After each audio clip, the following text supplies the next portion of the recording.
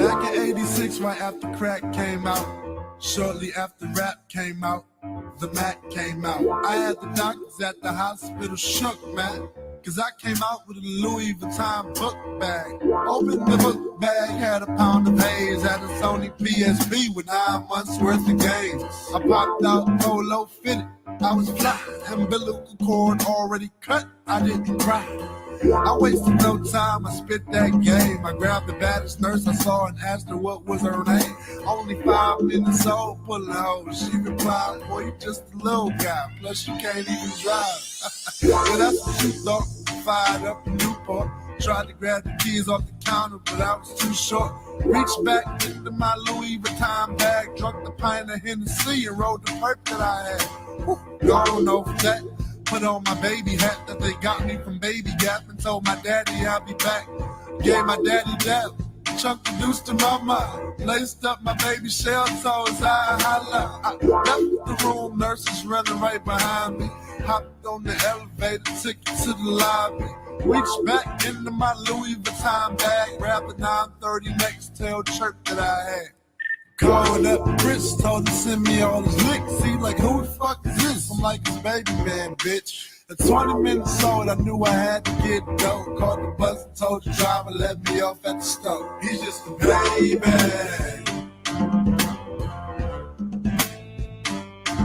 He's just a baby.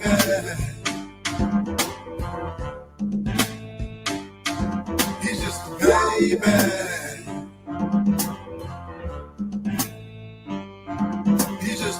Baby.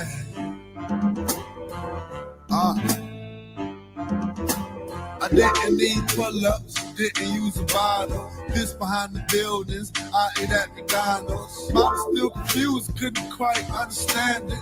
Popped out the womb on 2 shell toes, I landed. 1 set of teeth, and I ain't even a week old. Money on my mind since the start of my time. A little misguided, standing in the store like how the fuck can they sell blunt wraps but can't sell dro? Chip, you just a baby, that's what they tell me like I don't know. George Bush got to go, I can't wait till I can vote. I'm outside the stove, getting grown man cash, what you need, I got it all in my Louis Vuitton bag. Niggas going crazy when they see me like, look y'all, he's only a foot tall and the size of a football. I laughed and said if I open my bag, I got a black bag that'll blow the skin off your ass. Ain't no Google Gagas over here, they scary. Yeah, I might be a baby, but your boy got a beard. Don't expect to catch me in the stroller, cause if I catch you slipping with the keys in the ignition, I'm rolling. Down the alley, striking down the white like I'm bowling. Clucks know it's something like that little nigga holding.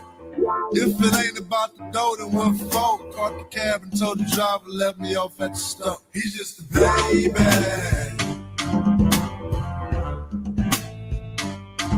He's just a baby.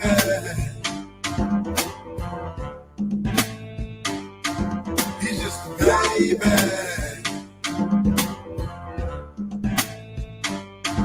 He's just a baby.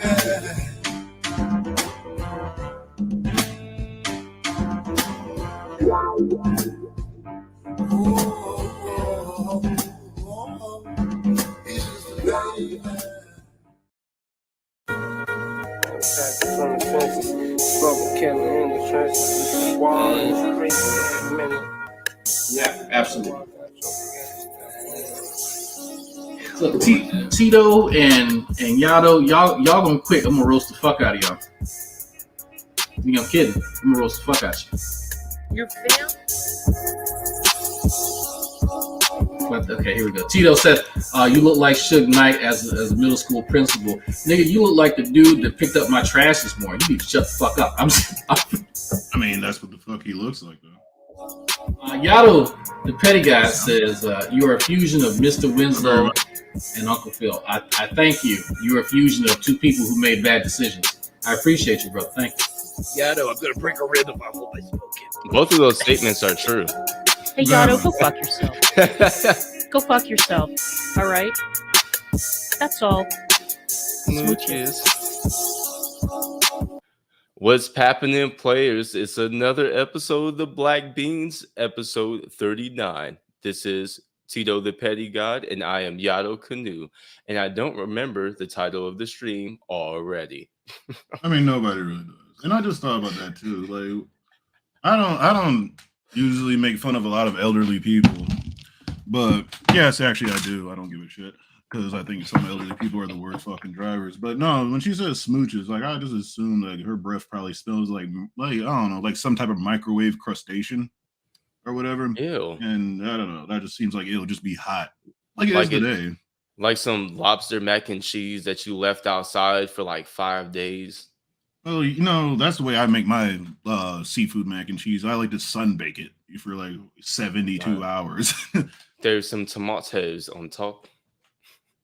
Tomatoes? Tomatoes. You listen to Andrew Tate or something like that with his fucked up ass fucking, his accent. Yeah, Andrew Tate.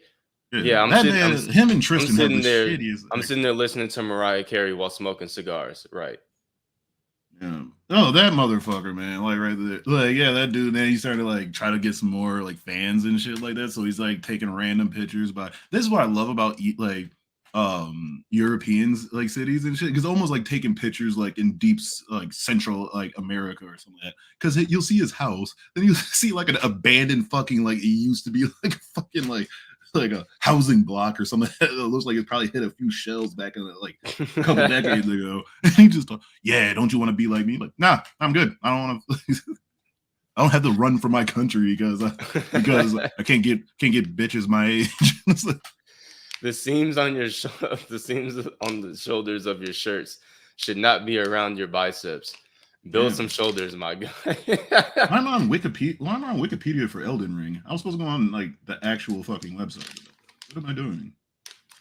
What are you doing with your life? All right, not a goddamn thing. First off, so today, folks, I didn't even look at what the fucking first video was. So we're gonna start it off with a movie review. Go ahead and introduce it, Tito, because I don't know what the fuck he's talking about. Oh, this is everybody's boy, man. Everybody's favorite person from fucking Baltimore. Prim from Prim's Hood Cinema. And I just try to like, there were so many different choices of movies I should put on there because I wanted to still put the Friday ones on for you because I know that pisses you off by how much he makes fun of those, especially like the last two. But this one, I thought we could put one that I think we'll both agree on. It's a good movie, but we could still kind of make fun of. He was wrong about everything. Above the rim. Let's get in there.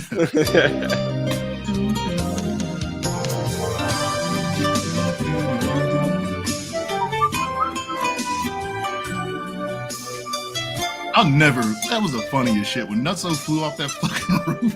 It starts off with this scary ass basketball flashback. Oh, man, Leon is the main character. Oh, that's not Kenny G. I could tell you, man. I could tell you ain't no real gamer though. That is the dating mission song from anytime you take any date out. When you're CJ from San Andreas, fuck is wrong with what?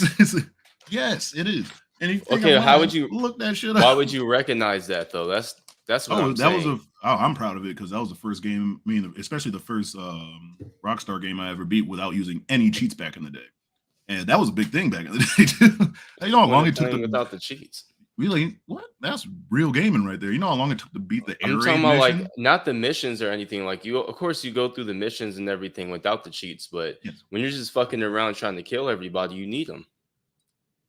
I mean, that's if you're ass.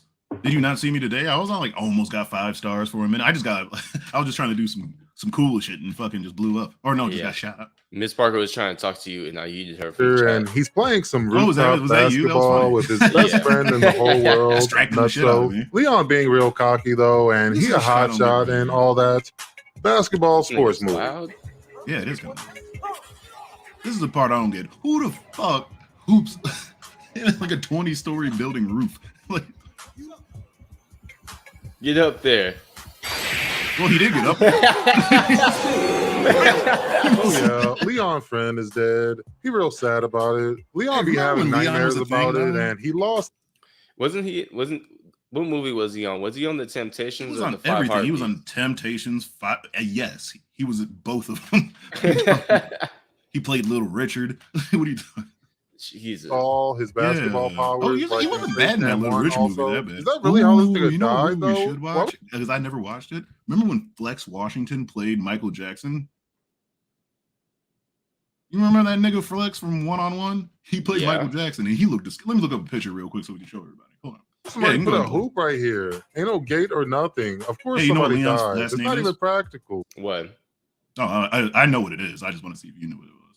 It's No. like not the most important thing at all. I just want to see if you knew it. Anyways, go ahead. This can't be how he died, bro. We flash forward, and now Dwayne Martin is the main character, I guess. He real good at basketball, and he real bad at trash talking. He's like the star of his high school basketball team. Hold and on.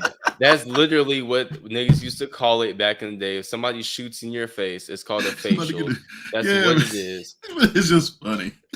You know, try to stop it. Whoa! Hey, we did have some wild ass shit that we used to say back in the day. It was mad disrespectful. That's the whole point. Impress this recruiter or whatever for a college, Georgetown or somebody. I don't know. I went to community college. I don't know colleges. This recruiter hella weird looking also, right? I don't know what it is. Thanos face ass boy. Maybe it's this soft ass afro. Cosby show ass afro. This shit is hella fluffy, my nigga. That is How a do soft you do ass that? afro. I kind of fuck with it. Tupac in the That's movie from Fruits and also. Berries. He plays a nigga named Birdie. He's like the biggest drug dealer in the world and something loves basketball. He's also Leon's brother. We find that out later. You're not supposed to know that yet. This nigga chewing on a fucking cigar, bro. And of course, Tyler the Creator's in the back right there. Damn, why would you do Wood Harris like that, man? They do look exactly the same, though. I love Wood Harris. Wood Harris should have been. If you ever need a nigga to sell drugs in your movie, Wood Harris is the motherfucking dude. Like, while looking like a square at the same time. Like, man, that dude is like, what was it was Paid in Full, The Wire. I think he was in Snowfall. What my dad likes to BMF. call incognito. This movie, like, that man just loves selling. I'm trying to think of any movie that he didn't sell drugs in. Remember the Titans? He was probably selling some shit in there. Probably. Bro, what the hell's wrong with this nigga? He's legit just chewing that bitch up. He was you probably don't even take it selling out the plastic. I never seen that before. That's not how you smoke a cigar, bro.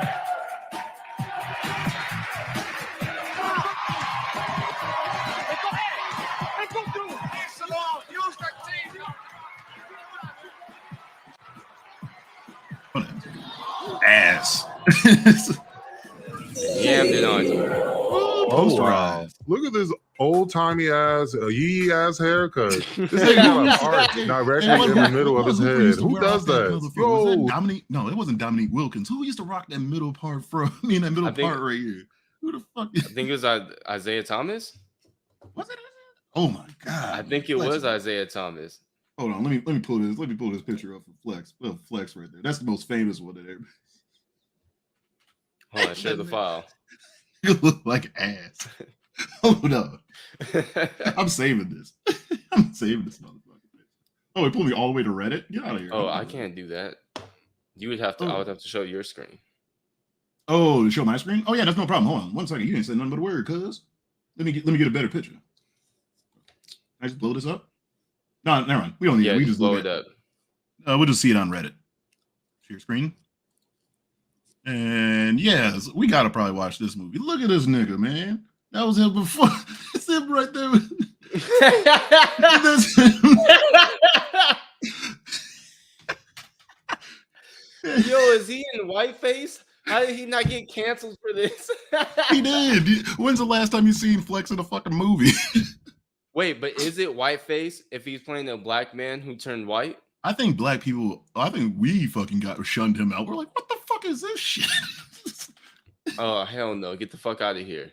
I mean, not Catherine the Great, but it was fucking like, who was that English? Queen Elizabeth didn't look this bad. And she used to put lead paint on her fucking face. Yo, why is he so pale? Like, are they saying that Michael Jackson was colorless? Like, he looks like you remember the Big Bad Beetleborgs? And they used to they go to this abandoned house and there's like a genie guy in there. No, I do not. I don't think I've really even watched it. Oh my god. Back in the day. I remember the theme song though. Big Bad Beetleborgs. How you remember the song but you don't remember the show? Maybe something else was coming on, like The Weekenders or something like that. Is that his name? Flabber? Is that his name? I haven't seen that show in forever. I used to have one of the. Bad, but do you know I about used to have one of the wristwatches and shit. I always had the blue one. Names themselves Flex. Oh no, but this shit is horrible though, man. Sexy, like, flexy ass nigga. I mean, this shit is disgusting. Oh man, which one is that? That's Blanket.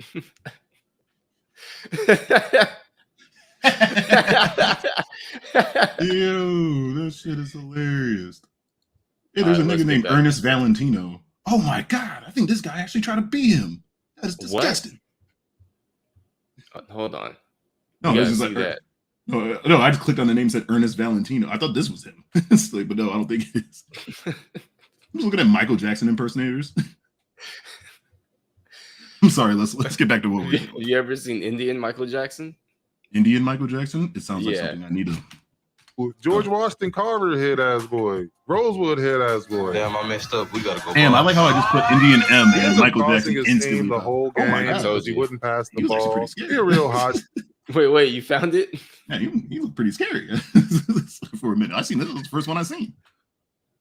Oh man, no man. Hey, I'm gonna say this: Indian people like Bollywood, some of the best shit that you can ever watch, man. Those motherfuckers can make a movie. I don't even like musicals, but when they do it for some reason, that shit is hilarious. They be getting it in, man. Like just like the movie fucking Slumdog Millionaire. You seen like this nigga brother get shot like 400 times, and at the end they're like doom doom doom, and they're all just dancing and having it at the end of the day. Like, man, that nigga was supposed to be dead, isn't he? Yeah, everything is better with a dance in India. Shots basketball also. Just like Leon was. He gets yelled at by his basketball coach. Then afterwards, he runs into his good friend from back in the day, Marlon Wayans. Marlon Wayans. How you doing, before he became very annoying. Well, this is Bob. Hey, what's up, B? How you doing, man? When he actually had serious roles. Who?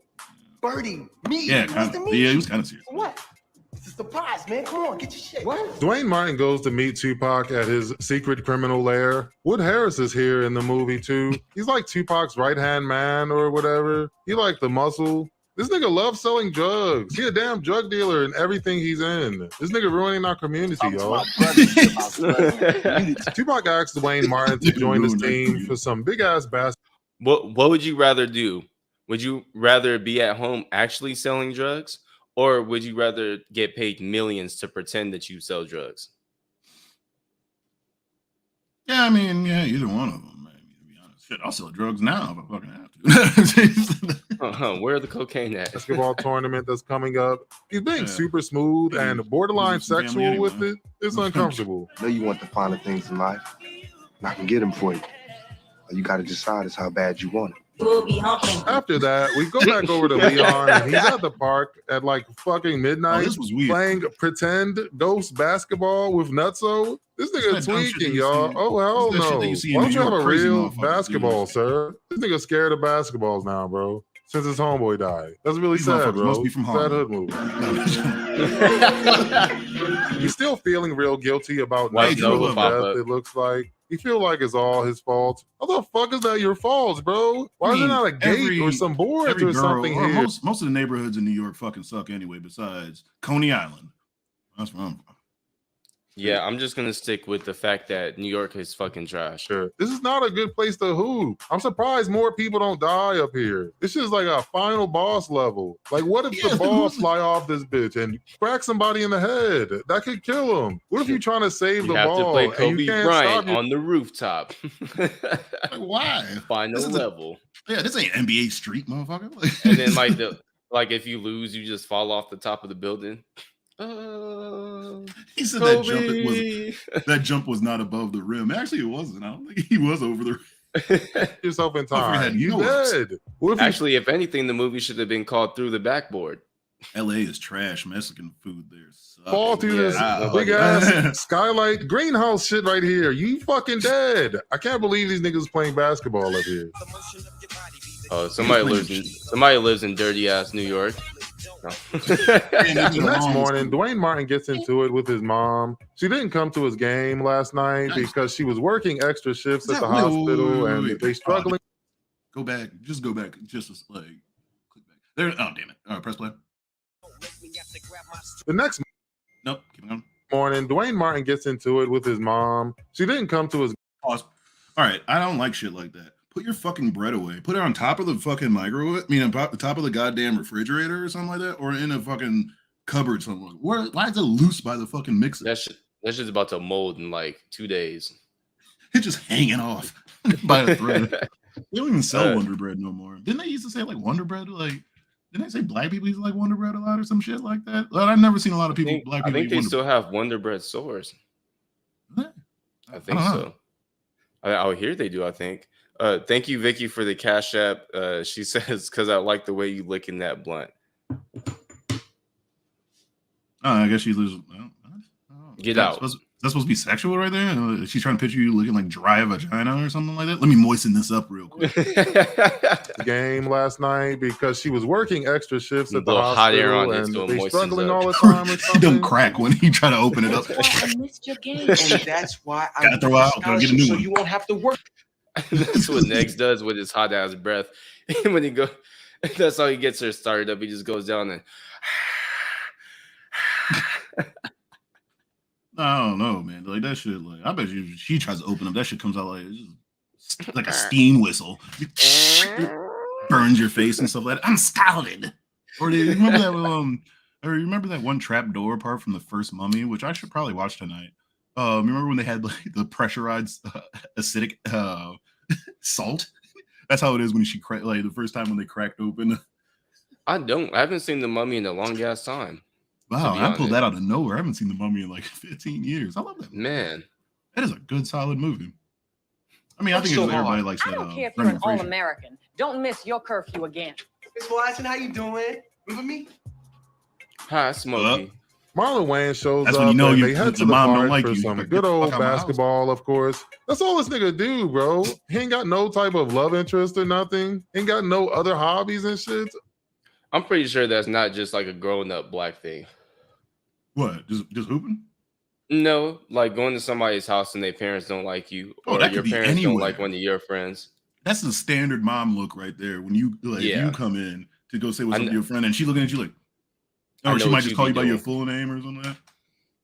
Yeah, they call you like Juvie or something. She's like, "Hello, Robert." It's not healthy, bro. Hello, Celestino. Like, what's going on? Hell Like, man. Hell on your peas. Yo, I gotta take a leak. when's the last time you've been Damn, to church? G, Like, I know he was fuck you, Jay. uncircumcised. Your dick like an anteater. But it's so Why are you big. looking at Whoa. They at the park playing basketball, and Bernie This is Mac the- shows that's up the in the only reason movie why I now. told Pays He this plays video. funny Was local crackhead. It's a hood Bernie movie. fucking Mac. Gotta have funny local crackhead. His name Probably is Flip, and he challenges the funniest boys comedian. to a quick One of game, them. but they're not trying to play with his funky ass. This nigga teeth is way too white to be a junkie, by the way. True. That shit is hella distracting. Which one of He's a y'all little want bit too piece clean of to be me? a junkie, too. If you had some balls, you play me for some real life bumps. All right, bet. First basket wins. Yeah, he was Loser just get talking. crazy Yeah, hard. Spalding written on your ass bumps. What you got? What you got? What you got? I didn't understand a word of that. on bump, D. Yeah, so they're playing for boonks, Oh, it looks like- which means the winner gets to punch you in the ass or something. What the fuck? Pause, bro. Is that a real thing? Yeah, they'll either throw a ball or kick you in the fucking ass after you lose. For My ass is boonks? real solar for Hold on, balling wait. with MJ. for Hold boonks all on. day long. Yo, like, I can understand some kid shit like that. I just never knew some shit like this. Must be like some big city shit. Like, we didn't like throw a fucking ball at somebody's ass and shit. Like, you just get clowned or something like that. You You know. lost, man. Now give up the boonks. Like, maybe because I Irving- think we didn't grow up fully in the 80s, you know, or whatever. Like, I was born in 89, so I didn't miss most of that. So we grew up in the 90s. Like, so mainly we just didn't want to get crossed up and shit like that. Because that's when like Al and I shit like you just didn't want to get shook When up. I got to be a teenager, my whole thing was like, don't let niggas dunk on you. That was another Ever. thing too. Like I'm Yeah, gonna just foul follow the shit the- out of you. If you ever try to Just jam elbow on the me. shit out of him. Yeah, Hit him in the hell throat. yeah. No, you're not getting. No, you're not about to embarrass me. Not I'll take these streets. I'll take that tech. I don't give a shit. We'll Yeah, fight. exactly. Yeah, we can fight all. I don't care, but you're not dunking on me. Bernie Mac gets his ass True. bust, of Indian course. Michael You're a Jackson, junkie, that's my goddamn nigga. screen. You don't have enough nutrients in your body to be hooping with these niggas. Bernie Mac not trying to give up them boonks, so Dwayne Martin starts beating him up. Just then, Leon comes in to save the day. He a security guard, by the way. At With the that school. same look. Leon You gotta always say got that, that I look. think. That's enough. Go home. It always looks like he wants to cry or he wants to hit on you at the same time, Leon does. Look at him. Leon is talking to basketball coach now, and they reminiscing about the old days when Leon was on the team. Basketball coach offers Leon a position as vice basketball. This nigga still scared of basketball, so he say fuck ass no. Oh, vice basketball. Dwayne Martin shows up later, and him and Leon go back and forth for a little bit. Dwayne Martin need a mentor, and Leon need a new little brother. Basketball. Man, what am I You're, telling you? you're a It's not like you disgusting understand. person. Disgusting. All needs rotation. Spread your fingers.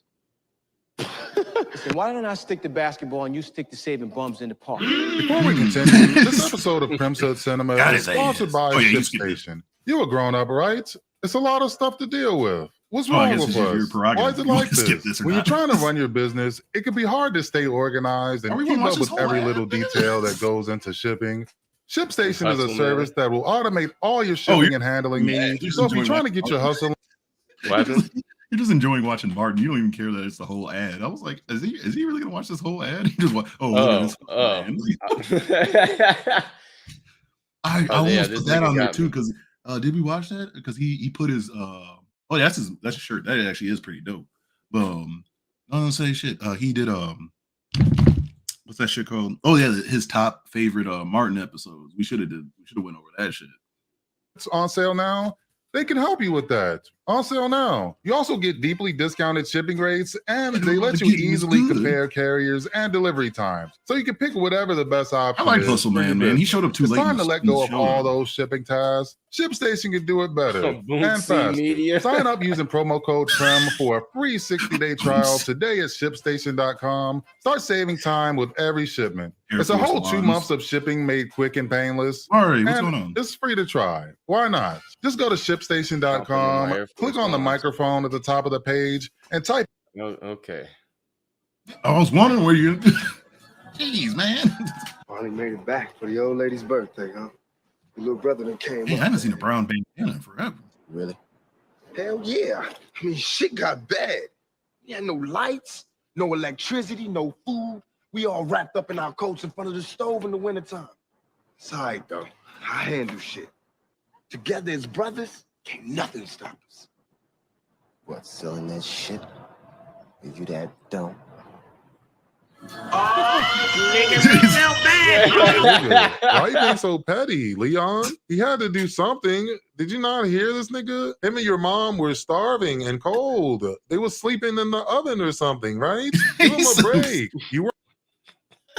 They were sleeping in the oven or something, right? Sleeping in the oven is wild. Like, are these niggas? Damn. Yeah, we probably shouldn't know. Helping. You supposed to be guiding this nigga. Also, this is a good ass Tupac performance. That one. This nigga a good ass actor. Yeah, we'll just avoid that one. I've already watched 21. Say nutso. Say that dope head on the roof taking orders from you. You ain't the motherfucking man no more. I'm the one. Suggest you raise the fuck up. Get the hell out of Dodge. Or get caught up. Leon goes out to dinner by himself, and he's being super rude to the staff. That's my favorite part. It's not even cool, bro. I get you trying to be mysterious and shit, but come on, bro. You extra rude. Anything else? Nothing. Sure. Think you need someone to make you a good home cooked meal and make you smile. Why don't you give me some more water? Nigga trash. Dwayne Martin's mom comes in the restaurant, and now all of a sudden this nigga's in the mood. He all friendly and sensual and shit. Like That's crazy, chocolate. bro. What changed? Oh, this one just a little too thick for you, huh? I hit that shit all day. I prefer this one, honestly. She got hella ass, Leon. You geeking, bro. Whatever, man. You like what you like. Let's move on, though. Don't waste your time, sis. It may look sweet, but it's gone sour.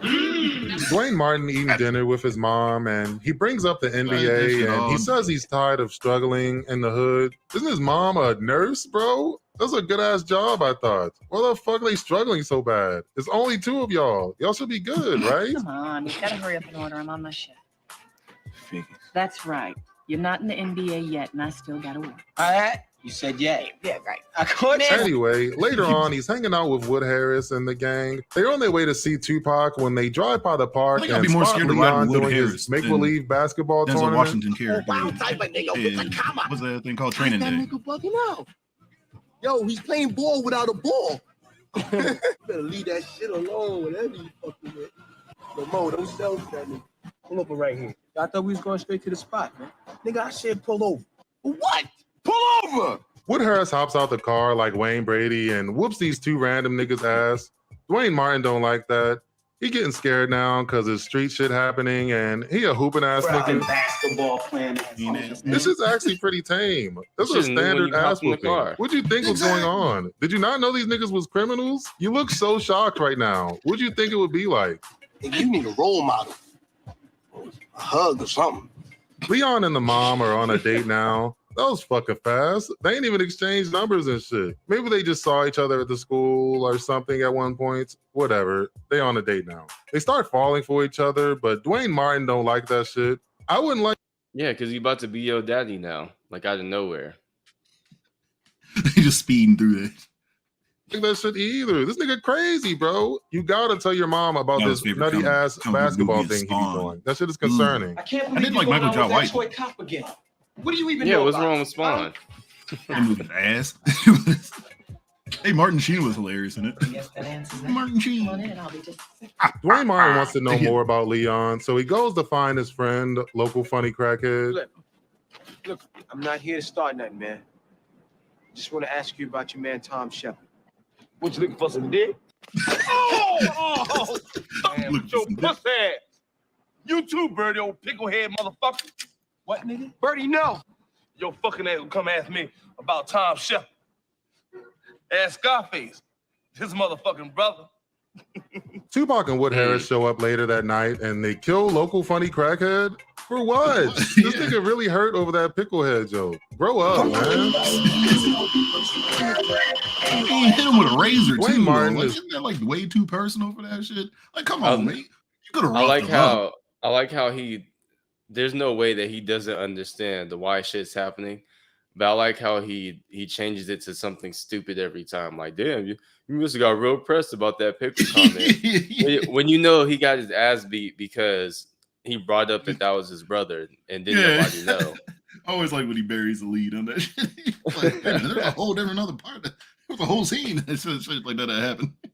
Like, no, we got to Playing more goddamn basketball now. What else do you think he's doing? Going to class? Yeah, right. You wish. We don't see a single classroom in this he said, motherfucker. remember This the nigga fight. don't even go to class, bro. All he do is hoop. Fucking basketball playing ass nigga, man. Tupac is doing more and more Oh, this- gang shit in front of Dwayne Martin, and So what? No, I was answering questions. He said, remember he's the getting Titans. really worried It's like, now. They what killed is this, local remember funny the Titans? No, crackhead, they and just they leave me picking alone. on Marlon Wayans all the time. Sorry I'm late, B. Niggas didn't Make sure they remember forever. We gonna play college ball together. College? Nigga, you can't barely fucking read. How the hell you going to college? Is this a fucking joke? Fuck out, man. Get out. Yeah. But you should have said something. So I just talk shit back to him and wind up like that bum flip, right? What you talking about? Dwayne Martin goes to check on Bernie Mac, but he finds Leon there instead. They have an inspirational ass game of one-on-one. Leon finally becoming a good mentor, and he even gets his basketball powers back. It's time you and me play. You don't get this emotional ass shit on my fucking face. This ain't he got game. This nigga still got his coat on. He didn't even really have to move. Ain't even take his coat off. How about some books?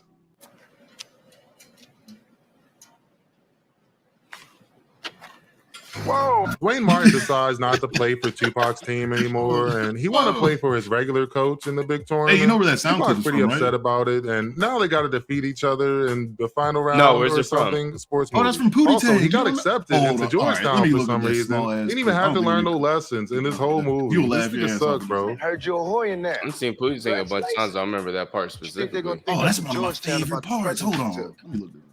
You're not going to college or any fucking where if the Birdmen don't win. Good game. Yeah, okay. Like they would believe your dumb ass. What are you talking about? You think they're gonna kick this nigga out because some random ass motherfucker named Birdie called the office? What? What kind of threat is that? Yeah, Friday after that. Oh my God.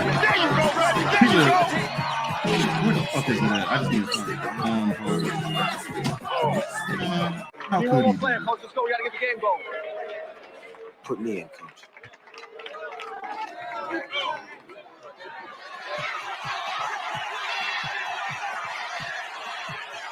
Damn it. He's covered he covered the Pootie Tang movie though. I'm about to go on his fucking clip.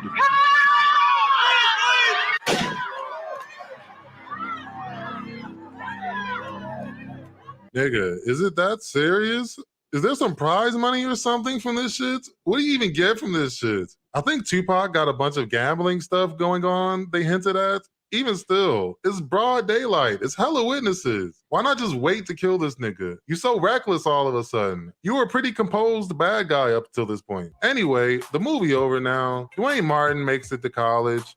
Leon survives the gunshot and he's smashing Dwayne Martin's mom every night while he at college. Marlon Wayans gets his revenge on Tupac also. Timing. Basketball.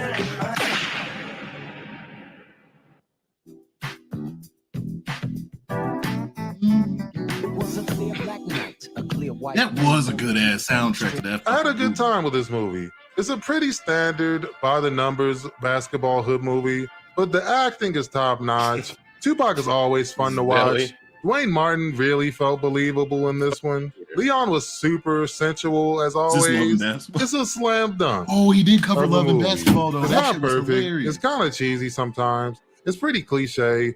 Marlon Wayne's character is super annoying. Not to mention, the basketball roof scene in the beginning is insanely comical. They definitely should have changed this death scene. This shit is ridiculous. I'm glad it had a happy ending too, though. Most hood movies don't. You come out of this one feeling pretty good. For him to go I heard for someone say this movie is like a familiar dish, but it's really well prepared. That's a good way to describe it. I agree with that. It's a well prepared basketball hood movie. Fun fact, Dwayne Martin was hella old when this came out. That's not surprising. He was like 30. The chick who plays his mom is only 3 years older than him. Also, this was Tupac's last film to be released before he died. And is Wood Harris's first big acting role. There's not much more to say about this one. Yeah. All the actors did a good job except for Marlon Wayans. It was entertaining the whole way through. Definitely check this one out if you haven't seen it. That's it, though. Thanks for watching. Thank you for liking and subscribing. Thanks to all my Patreon homies. Be sure to check me out on Twitch. We do live streams every Tuesday and Thursday. It's always a good time. That's it, though. I'm very mad. Okay, good luck. That's it, though. Yeah, I guess we're going to the serious shit unless you want to joke around more because everybody's talking about different movies that he's actually covered. And I was like, I could throw those on if you guys want me to. I can just send them to you. That was fucking hilarious. Yeah, you know what we're gonna do real quick, or just play the one that pisses you off. I can just play Friday after. Oh, was it Friday after next? I don't think you get. Why do I have search Pimp My Ride? Oh yeah, I had to see how long that show was on. Why were you trying to figure out how long Pimp My Ride was on, or how? I was watching somebody covering. This guy named Chris James. He was he covered like 3 episodes of Pimp My Ride. And I was like, man, that shit was very fucking stupid. And I was like, how long was that show on for? And it was on for like a couple of years. Oh, not cast, not quotes, clips. Oh, okay.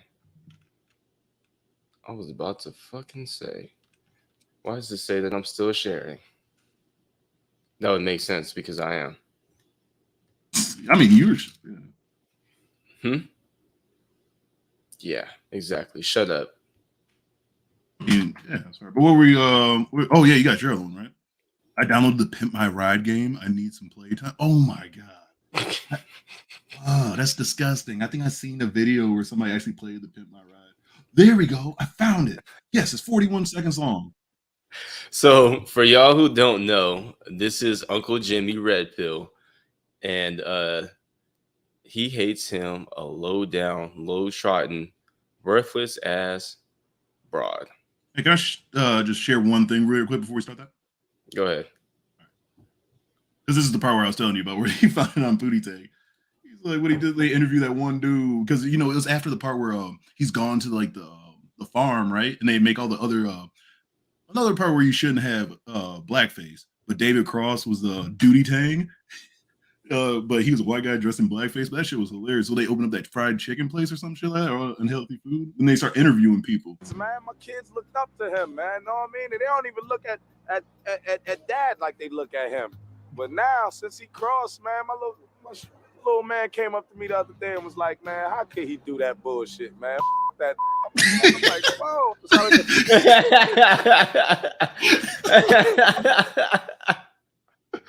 I was like, yo.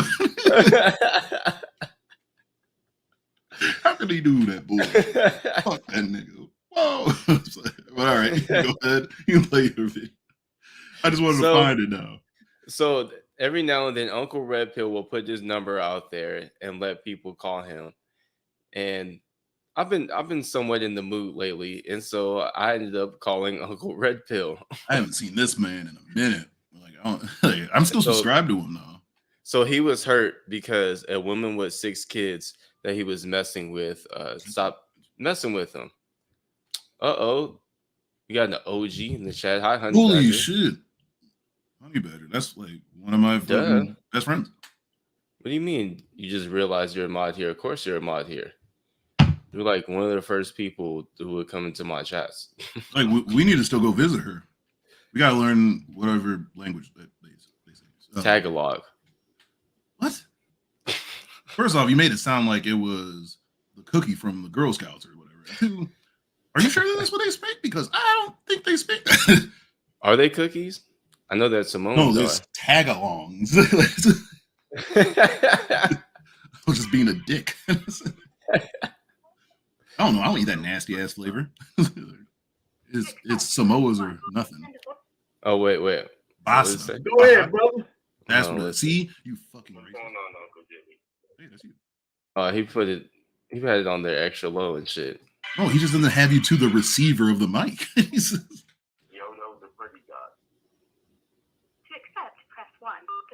So when this nigga was replying to me, he called me Yodo the pretty god. And so that's what I came in as. Man, why are you messing with this nigga, man? Listen, man. Go ahead, brother. What's going on, Uncle Jimmy? He's from Tennessee. Shit, man. Just trying to make it. Welcome to my show, Red Pill Blog Talk. So I just wanted to ask you, why are you so pressed about this broad that she got 6 kids? Yeah, you're right. I really don't give a shit. But I was just shocked how she, talked like I really should give a shit. She really thought that I would be, Say it again. I said, was he gonna be their stepdaddy? Oh no, hell no. Hell no. I mean, there ain't no skin off your bones. Yeah, fuck them kids. Fuck them kids. Man, I'm 3 years behind in taxes, man. He was so pressed. I'm like, if you're not gonna be their daddy, why are you so mad that this woman broke it off with you? Fuck them kids. What the fucking kids do? Fuck them kids. They exist. Oh, I'm sorry. Like we were trying to be here and shit like that, nigga. Like, yeah, but I didn't choose for them to exist. Somebody else did. There's a difference. I mean, no, I get that, but I was like, I'm just saying, if he's not if he's like mad about the woman, like, why is he so angry about these? Fuck them kids, nigga. Like, fuck. I don't give a shit. Fuck that, man. I don't even want no kids right now. Till I get my taxes cleared up to par. Shit, I ain't got none of them little bastards either. How old are you? 30. 30? Oh, you doing good. Yep. Are you 30? Yep. Yeah, I'm well on my way. Exactly. About to be 31. Don't have nothing to you about like 36. They say, well, 36 is a good number because 36, they consider that middle age. And the reason why they call that middle age black is folks. because nigga, I'm middle aged. What are you talking about? I'm 34. The average man lives to be 72. Right, you got a good 20 years. White man lives to be 72. You think so? I'm waiting until I'm 45. I'm gonna drive straight into a fucking propane. Half of 72 to 36. That's why they call it middle. That's not true because I'm gonna be the first nigga to live to like 129. So that has nothing to do with me. That's true. That's very true. I didn't hear a word you just said. And it's all extra low. Hey, he got a soundboard. Hell yeah. He does. Oh, But this nigga got this shit really fucked up. So we'll just go back to the regular program. I just thought it was funny that I got to call Uncle Jimmy. That shit was hilarious. I was into that. You got the soundboard, man. Oh, you can keep on playing it, man. I was into it. Nah, fuck you guys. Damn, I didn't know how to spell Pootie Tang at all when I first tried to look for him. No wonder why. Picking up my ball and I'm going home.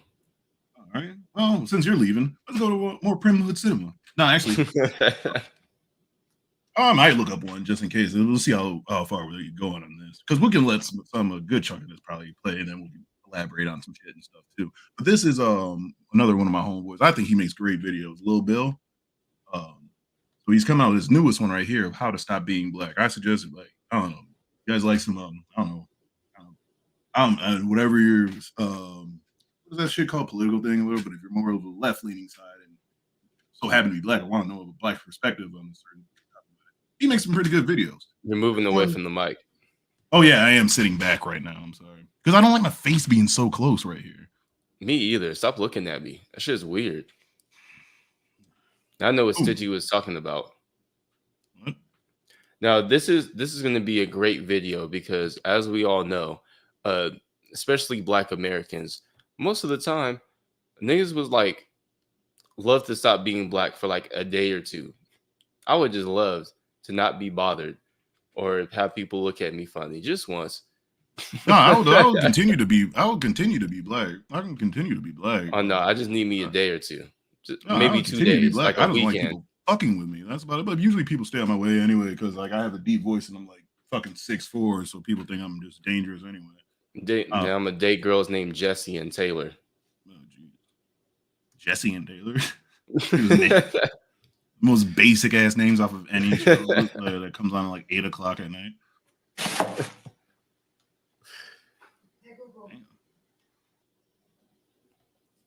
All right, so I'm not even going to lie to y'all. I'm hoping that this I love video will ingratiate me to the women folk, because despite my booming bass baritone and beautiful bald It's head, the Iverson shirt. my That's hilarious. gender analytics look like an Overwatch matchmaking lobby. Believe me, if you haven't been in one, it's pretty much what you would have if you could bottle Scare the Maiden's energy and sell it. Why you would do that, I don't really know. But my point is, ladies, this one is for y'all. Specifically because it's something that both I and plenty of other Black folks, men and women and non-binaries alike, have been hearing about a particular kind of Black man for practically ever. To the point that Kanye in his pre-problematic phase wrote a whole verse about it. And when he get on, he leave your ass for a white girl. Why do some, emphasis on some, Black men, had to make sure he put that emphasis on it? Like, no, because he's about to get into it though. Because majority, I'll wait until he starts getting into it. He's all right. Hey, Drag, their success overrules their Black. This is Drag like that. You're on camera. Now, understand something. Tell her I said saying hi. that this is at all exclusive. It was a pleasure for you to be here. Tell Miss Drag. Oh yeah, ever since you popped on camera, you've been feels like every other year in people's there's missions. another prominent cock owner of I wish I knew the disavowing Bane their thing, blackness in one Nobody could have way.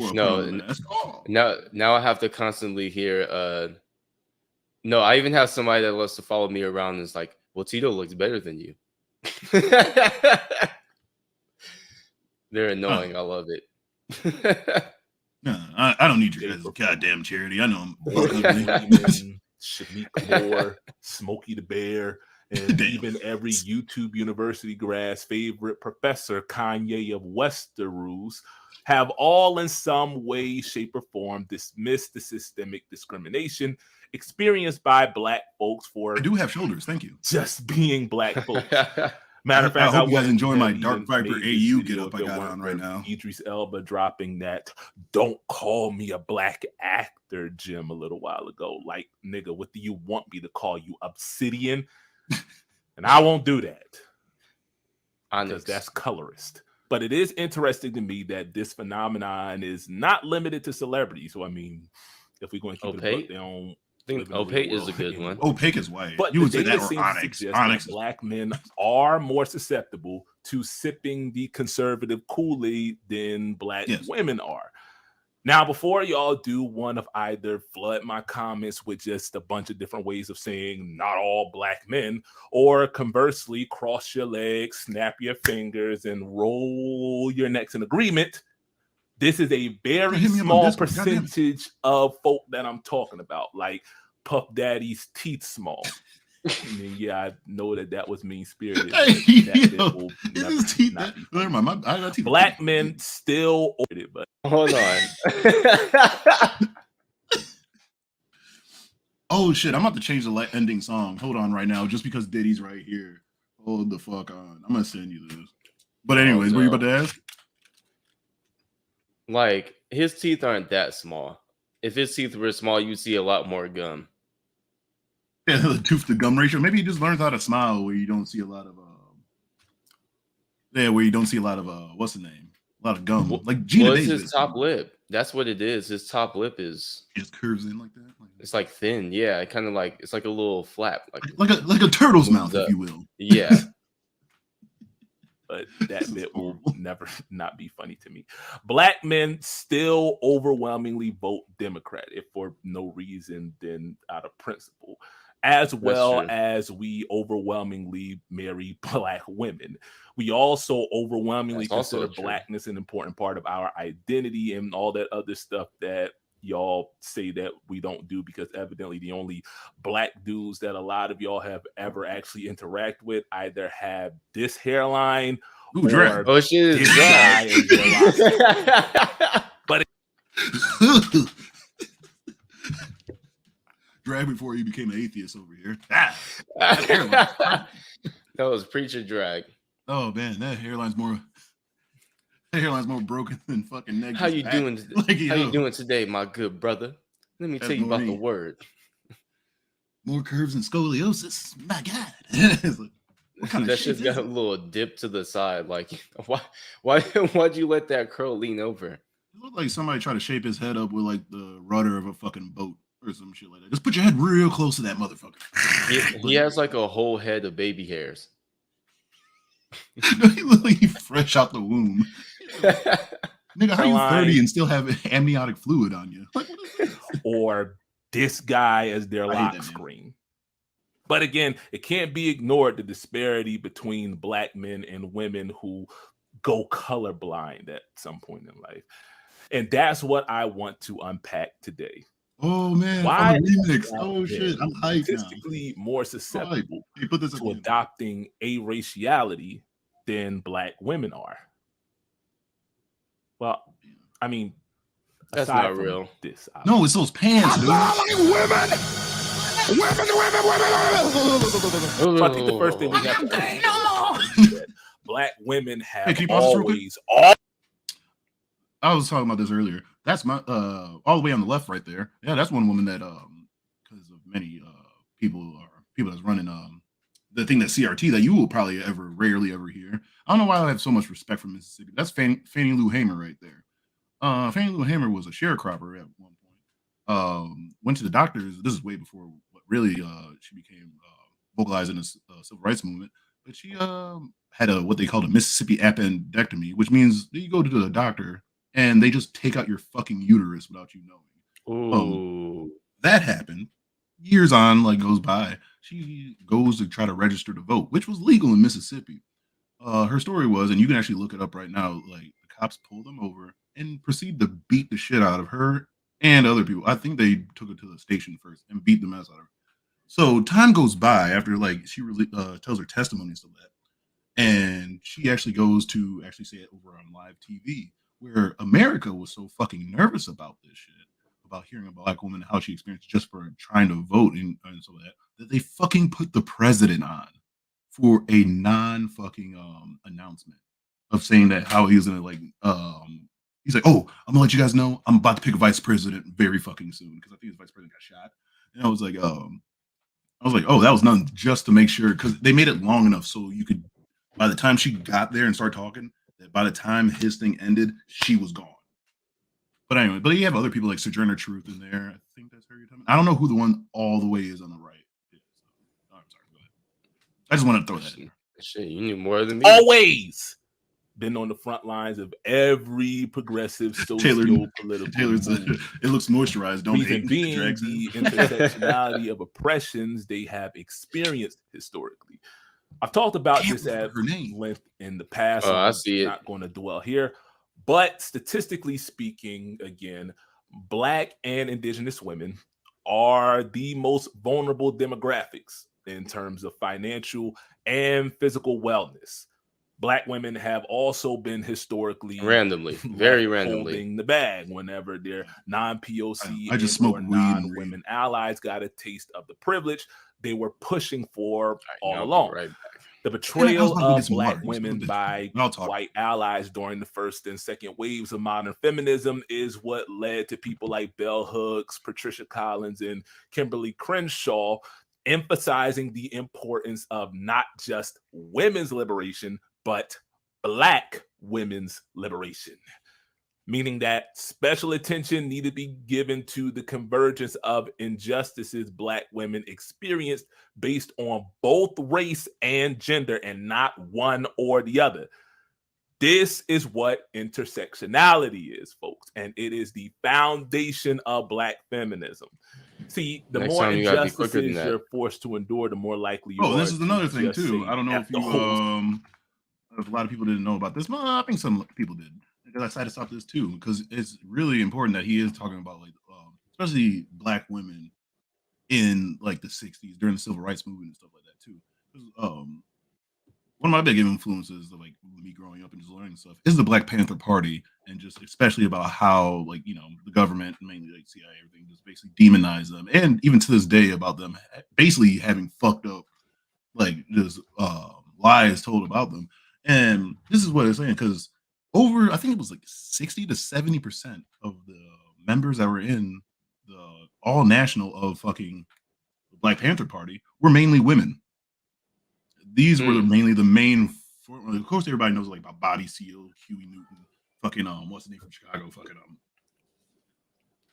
I can't think of his name right now, but damn, Fred Hampton and stuff like that. Everybody thinks about like the big faces of the men and stuff like that because they were doing more of the talking sometimes, and like sometimes the security. But the women were in there doing the fucking security and shit like that as well. They were the ones who were doing the food programs. They were the ones who actually, even to this day, why sickle cell is being tested in hospitals now, especially for Black folks and shit like that. Even though white people, and even you'll run into more Hispanic people that have sickle cell or G6PD like I have. That's why that whole divestment community thing is so weird to me, because free lunch programs. Even when like when we were listening to that broad talk with Destiny, she kept like, I don't know if we got to that part yet. I was asleep. Fell asleep.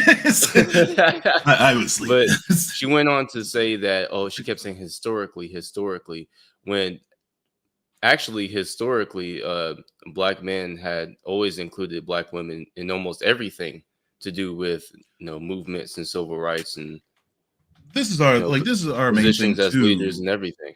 Like this is our main thing too, though. Also, as well, like people always like, because man, people want to use like, especially like the civil rights movement, Black, especially like the Black community. They try to use like certain parts about like the cherry pick about it. Like most of us were fighting for like the same kind of fucking shit, man. Like, right. We both couldn't drink from the same fountain. I mean, I was like, because like up north, like they were still kind of able to vote, but not really. Like still had to do a lot of stuff. But a lot of people were like, Black people in North, East, and West, we're still trying to help out the majority of the motherfuckers in the South. It's not like just saying, "Oh, fuck them" and shit like that or whatever. And no, but like a lot of people, like we did care about this stuff. But then like it's weird because people want to try to take credit. And that's what I hate about the race shit.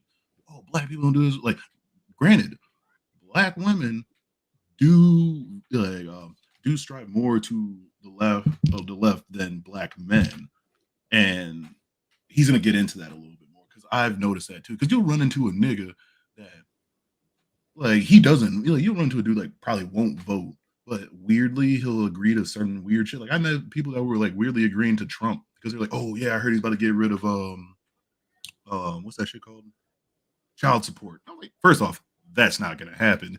And I was like, it too. I was like, that's what you care about? I was like, you don't know, give a fuck. What else you kind of do? That would somewhat make sense, because when you think of a Black conservative, for the most part, it is usually Black men. who are running away from the racial stereotypes and trying to fit into society. I think both are because it's like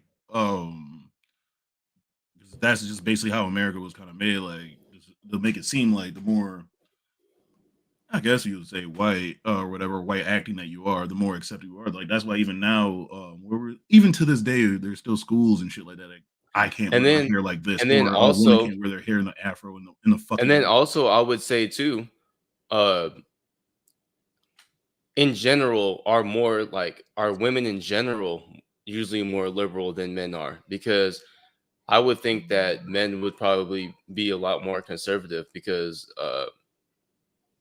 especially when it comes to like guns and certain things like that. I mean, yeah, kind of, but it also depends though too, because also once again, and this is another big thing too. Like I don't know if he really added it in this, but also because he said in the previous video too, which kind of helps about why I think, especially black men. I'm just saying about mainly black men, are still leaning, but it'll still tie to any type of man, especially in America. Why they'll probably lean more right is because even though that they're saying more, like everybody's becoming less religious in America, the ones that's decreasing the least are black people.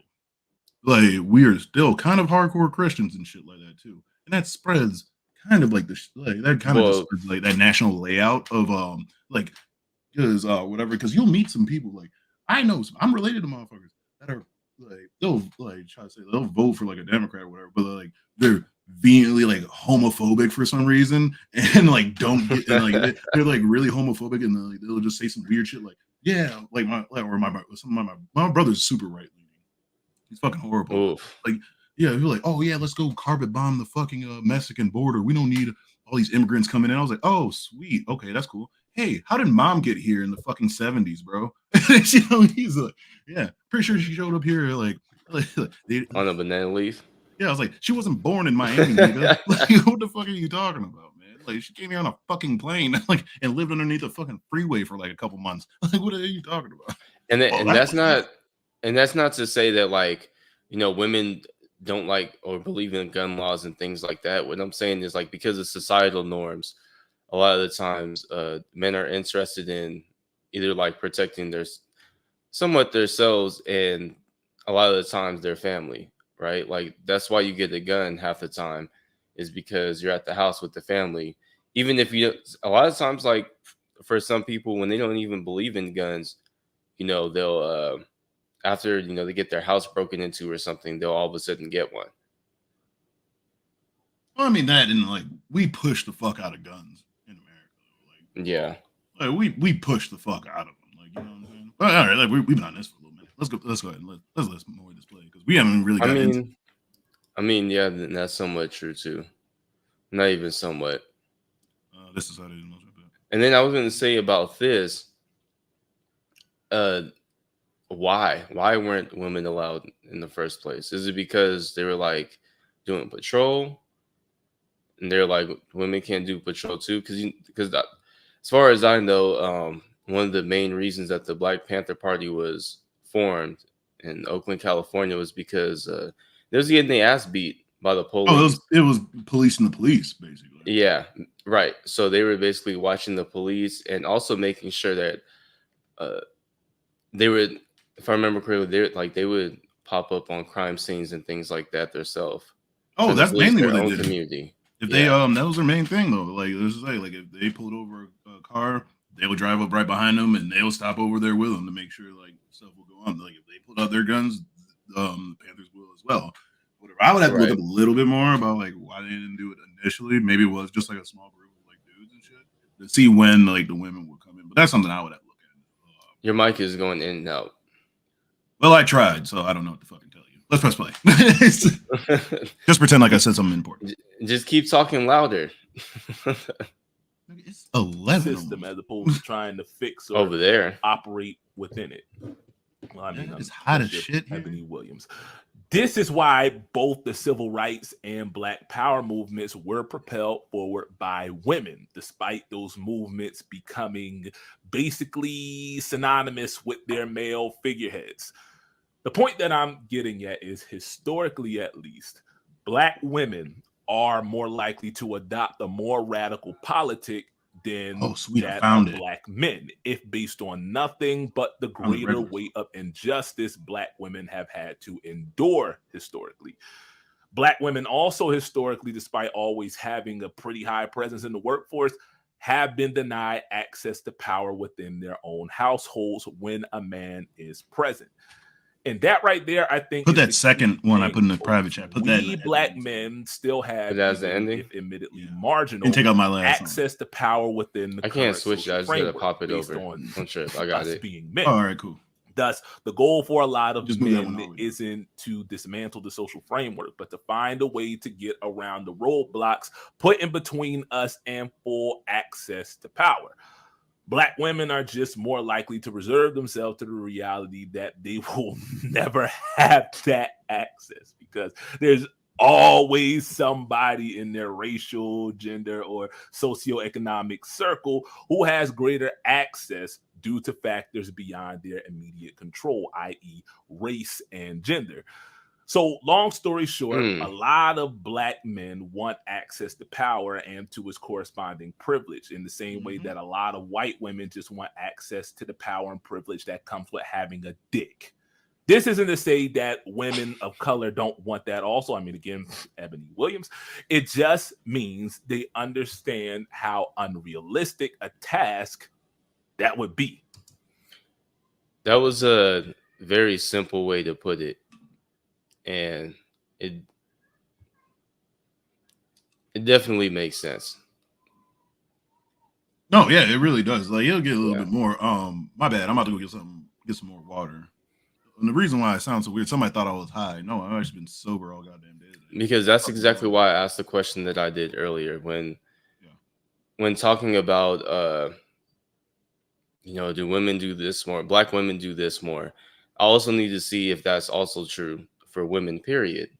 Because I mean, it's definitely a correlation.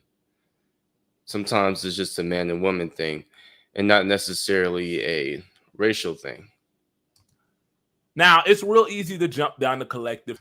But when you jump down to details, there still could be a disparity or a nick somewhere when it comes down to the race. Throats of black men for not holding the ladies down. But like I said in this video, black men were taught from the time we touched down in Jamestown that the job of a man is to protect and to provide. But also we were simultaneously denied the ability to do that. It caused develop a penchant for both hyper and toxic masculinity. The former being the over-exaggeration of traditionally male traits, and the latter being the overemphasis on the importance of traditionally male traits. All right, now pause this real quick, because I just want to say this, because he has a point right there. Because also, what instills like those type of things, saying that you need to be a provider and all that stuff is because we weren't allowed to. Black people weren't allowed to fucking read or whatever, but they were issued. They were allowed to read one thing at one point, and they were also taught one thing at one point. There was this thing. It was this one book, the Bible. There we go. And when you reinforce that with their fucking weird ass stuff, like that's how you really that's how they got news around back in the day anyway. So like when they try to say the law and stuff like that, when you really read the Bible, it's just like more like villages sometimes like sharing stories and also telling vital information. Like that's what they said as a sin. Like you will not be they try to say it as a sin to like cross two or plant two seeds in like the same plot. Basically, he's just trying to talk about rotating your fucking crops because they just knew about it. Like, hey, to have a better thing, you should probably rotate your crops and don't try to make so many different ones so close together and shit like that too. So when people talk shit about excuse me, when people talk shit about hip hop or black culture and things like that, when they're saying, oh, well, you guys revere drug dealers and pimps and hustlers and shit like that. That's the stupidest shit I've ever heard in my life. But this is somewhat of the reason why, because it is somewhat true. Some people do glorify that shit. Yeah, but also the reason why though is because of exactly what he's talking about. You need to protect and provide, and if you're not given the tools to do that, there are these people who get into these quote unquote professions like pimping or drug dealing or doing random scams, things like that, where they get money and they take care of their people or their broad or their kids or whatever, and they also protect them, whether it be legally or illegally. My thing about the fucking music shit, especially when Lakeith Stanfield fucking came out of nowhere, like a lot of black people, like, oh, because we glorify gangster rap and drill and shit. I was like, first off, shut the fuck up, because any type of, like, and I was telling you guys this, and anybody, like, I think most of my followers are roughly around my age or a little bit older than me, they can probably look at any genre of music, mainly when it was a shitload of black people back in the day that were doing this shit, it was considered devilish in some like type of way. Like, oh, really any genre of music. Let's go back. First it was rap. Let's go back. It was rock. I don't assume that every white person shits and like on the floor and throws it at their fucking audience like goddamn G.G. Allen, or like slit their arm and start throwing blood the fuck around. Or started biting the heads off of bats. Like but it's like what else gonna say? Yeah, but it's not Nova like that. said, but even move your mic over to the left. She doesn't even watch my fucking show. I don't know. What the fuck I gotta do. You didn't even go here. No, I was just holding my mic at one point. But yeah, let's go back there. Before rock, what else was it? Blues. Blues was also considered fucking devilish and like, you know, supposed to be like, oh, man, women are gyrating and dancing. Even though if you look jazz. Yeah, whatever. Go back, jazz. Jazz was this fucking same way fucking too. So there's nothing fucking new. And then people just don't understand and shit like that, especially with rap, because people are fucking idiots because they only watch dumb shit on TV, or like they look for the same shit. Like just like idiots, like you've been on probably Twitter nowadays. You can see like a whole bunch of old white people just looking up random fight videos with black people in them just so they can say racist shit. Like, if you're gonna keep looking at that's what your algorithm. Look at how they were raised. Yeah, well, like, they probably have no fathers and their mother is on welfare. Meanwhile, the fucking Celtics will win a game. Next, they'll burn like half of the fucking block down or something. Like, oh, they're just boys being boys. But not even the Celtics. No, but it's not even that. It could be a hockey team. It was like, but no, just like I don't fucking get that, because like people are like, oh, it's the game, it's just rap in general. I'm like, oh, rap is all one thing, right? Rock can be so many different things. Pop can be a so bunch. Well, there's not different genres of rap. You fucking idiot! Like you compare somebody like fucking you compare like Wiz Khalifa to somebody like Lupe Fiasco or some shit like that. Do you compare somebody like Brother Lynch Hung to Drake? No, you fucking don't. You don't. Fucking idiot. It's just people that don't do that because they're like, oh, let's see what Ice Spice is doing. Who gives a shit? Let her have fucking fun. Shit. Let her shake her ass if you fucking wants to. You mad she has her fucking masters or some shit like that? That's like the same thing. Well, people give them a problem with fucking Lizzo. Like, oh, she's big or something like that. She's also, like, I'm not gonna say this, she's also very talented musically. Why the fuck do you I was care? just saying that. I think it was in another stream. I was just saying that. I was like, no, I poked fun at her, but I'm like, no, at the same time, I'm like, she can perform her ass off and she can play different instruments and shit. Like, she's talented. Yeah, but like honestly, like they look at dumb shit like that. Have you ever been like conservative fucking websites? I don't know if they have it anymore, but like Bloomberg, what the fuck is that one called? Breitbart used to have like the black crime like tab or whatever. It's the most racist shit if you were or whatever. You go to fucking 4chan, all racist shit or whatever. I don't know why they smell like lemons. Well, yeah, they should be smelling like pine salt. That smells better. But I was gonna say shit. But yeah, like that's what people do. Like when you want to be angry, you'll look and you find random shit. Now Twitter's a little bit different now because all I get is just random racist shit. Like for no reason. I'm like, what the fuck is this dumb shit? At all. Oh, the most random thing today is you can actually see how really racist motherfuckers are because they're coming out with this game, right? Where you're supposed to be I think a native person in you're not Mayan, but you're like, or an Aztec, I think like that. So you're in like Mexico or like South America, right? And basically you're just beating the shit out. You're just killing Spaniards and shit like that. People are like, oh, can I play as the Spaniards and shit like that? Because they're using the same dumbass fucking thing and saying, oh, they were cannibals and shit like that, and they were killing kids. Oh, so you know what the fuck the conquistadors fucking did? Killed almost everyone. And what they did? Slave them and then raped and raped the fuck out of children. That's what the fuck they did. But oh yeah, it's better. Yes. I'm like, okay. Then meanwhile, we'd have somebody that never lived in any of those fucking places before and just flew At over, all. or a parent just flew over and like, oh, I'm Latina. All right, that's cool. Exactly. And that's the same thing. So now y'all heard it from more than one person. Let's go back to figuring out how to stop being black. Yeah, I'm supposed to get something in water, man. I got back sweat going on and shit. 85 degrees. Masculinity equals power in our society. Thus, if you can access that, then you pretty much hit pay dirt, bucko. So what a lot of us are attempting to do, even if we don't realize it, is to attain the white man's standard of masculinity while also being denied the tools to achieve that, namely wealth. So fixing the aratiality problem, I think, starts with dismantling our preconceived idea of what manhood actually is to begin with. But that's another video that apparently I'm going to wind up doing next, probably. But my point is, black men saw a formula and logically assumed that if we followed it, we would get the same results. But it don't work like that. See, the problem with this formula is that it doesn't account for just how anti-black our society is. Like, it's literally the reason this country exists in the first place. I mean, I've done a bunch of videos about that already.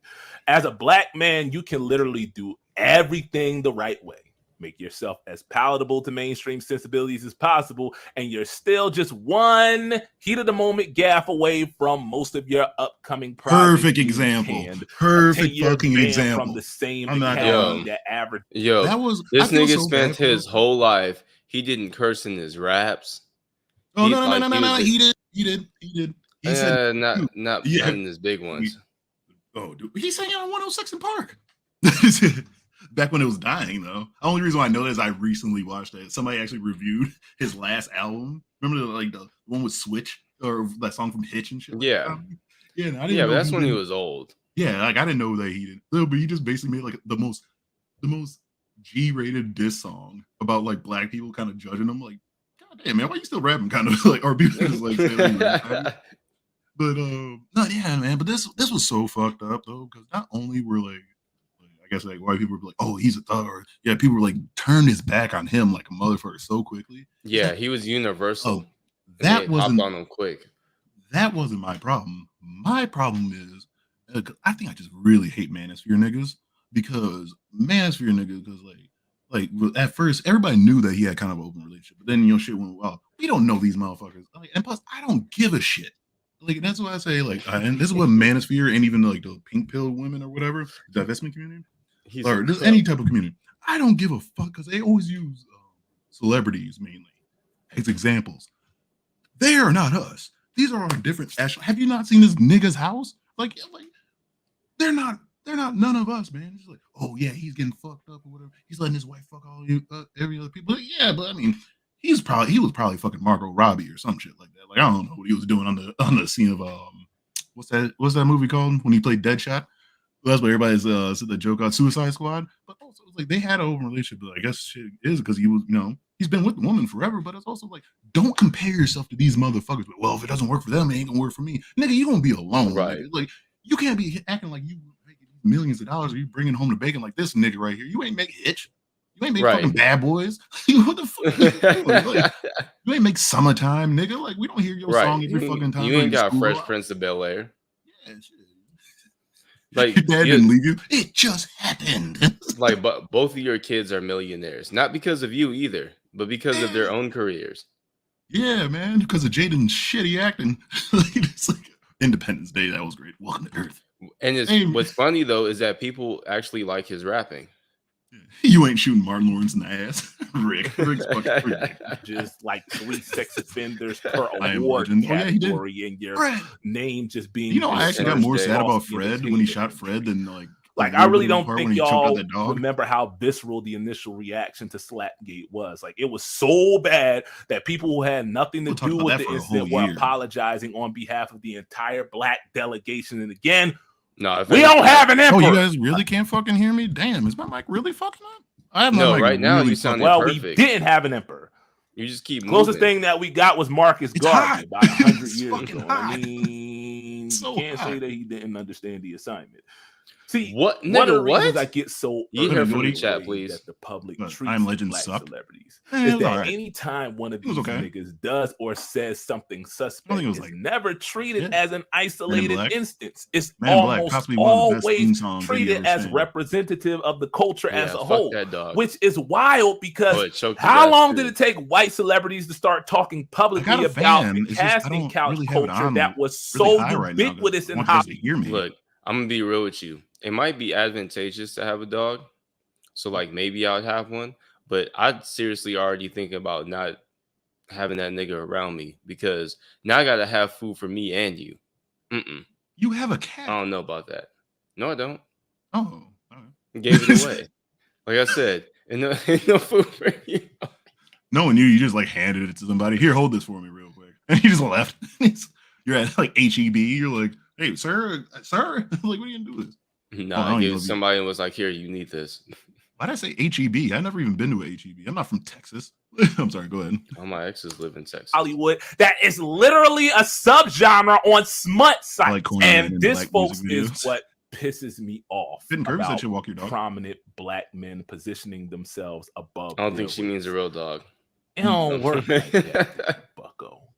And if you don't believe me, let a white woman call the police on you. I can all but guarantee that Emmy won't stop an arrest warrant. Now, saying all of this, I want y'all again to understand that this is a very small minority of folk that we're talking about here. In fact, at least based on admittedly anecdotal evidence, it appears to me that black men who experience the most dramatic upward socioeconomic movement tend to be the most susceptible to buying into the wealth as worthiness narrative that breeds a racial attitude. Yeah, because we all know that anytime that a black person that subscribes to that is losing any argument, the first thing that they say is that you're broke. Oh yeah, Off top. I mean, yeah, and I mean that's the way that like most of the time that's the way they have to like their money will have to like is basically what their worth is. So you'd be like, oh yeah, you don't agree with me because you're broke, you don't do nothing like this. But it's like, yeah, the more money these black people are making, they're also separating themselves because they're not gonna be around black folks. They're gonna be around people like probably more rich white or upperly mobility people, or just more black people that think like them or whatever. And they're not gonna give a fuck about like just as I say my main thing. I don't give a fuck how certain people feel about that, but certain fucking rich folks that came from the hood, they're like, once you have enough money and you disconnect from that, you don't give a fuck about that anymore. Like that's why fucking like Lil Wayne was kicking it with Trump and shit like that. He'll bring that shit up. Fucking Ice Cube was doing weird ass shit and stuff like that. Right. Like they don't give a shit. Like that's why I said like I get mad at sometimes that black people like, oh man, but these people are making some like no, shut the fuck up. Just because this nigga made a hit 30 years ago don't mean shit. No Vaseline fucking was fucking 96. Like I ain't listening to that shit no fucking more. Like what the hell is this? Okay, you're wrong because I do. Two men who couldn't come from. I mean, I'm not saying I'm like more listening to this nigga for like patting advice. It's like because you're getting fucked by a white boy like with no Vaseline. No, that's just like people like all these Kanye West fans, which I'm starting to believe like there are a lot of black. I mean, there are a decent amount of black ones, but like there's more of them that are probably not black at all. But they'll come out of nowhere and be like, yeah, Kanye West, or whatever. Like, I'm sorry, my graduation was good. My from my Dark Twisted Fantasy back, those were great albums. But that doesn't mean I like want this nigga to be president. I wouldn't say back. Hey, what's up? But you wouldn't say back. Oh, well, man, from my Dark Twisted Fantasy back, what did you had 808s and Heartbreak. If we're going from back from there, yeah. So you had 808s and Heartbreak. You had Graduation, then you had. I would say that the only reason why I say that is because I would stop it at Life of Pablo. Life of Pablo wasn't bad. Life of Pablo. Oh, you'll stop it at Life of Pablo, but Yeezus was in there too. That was between.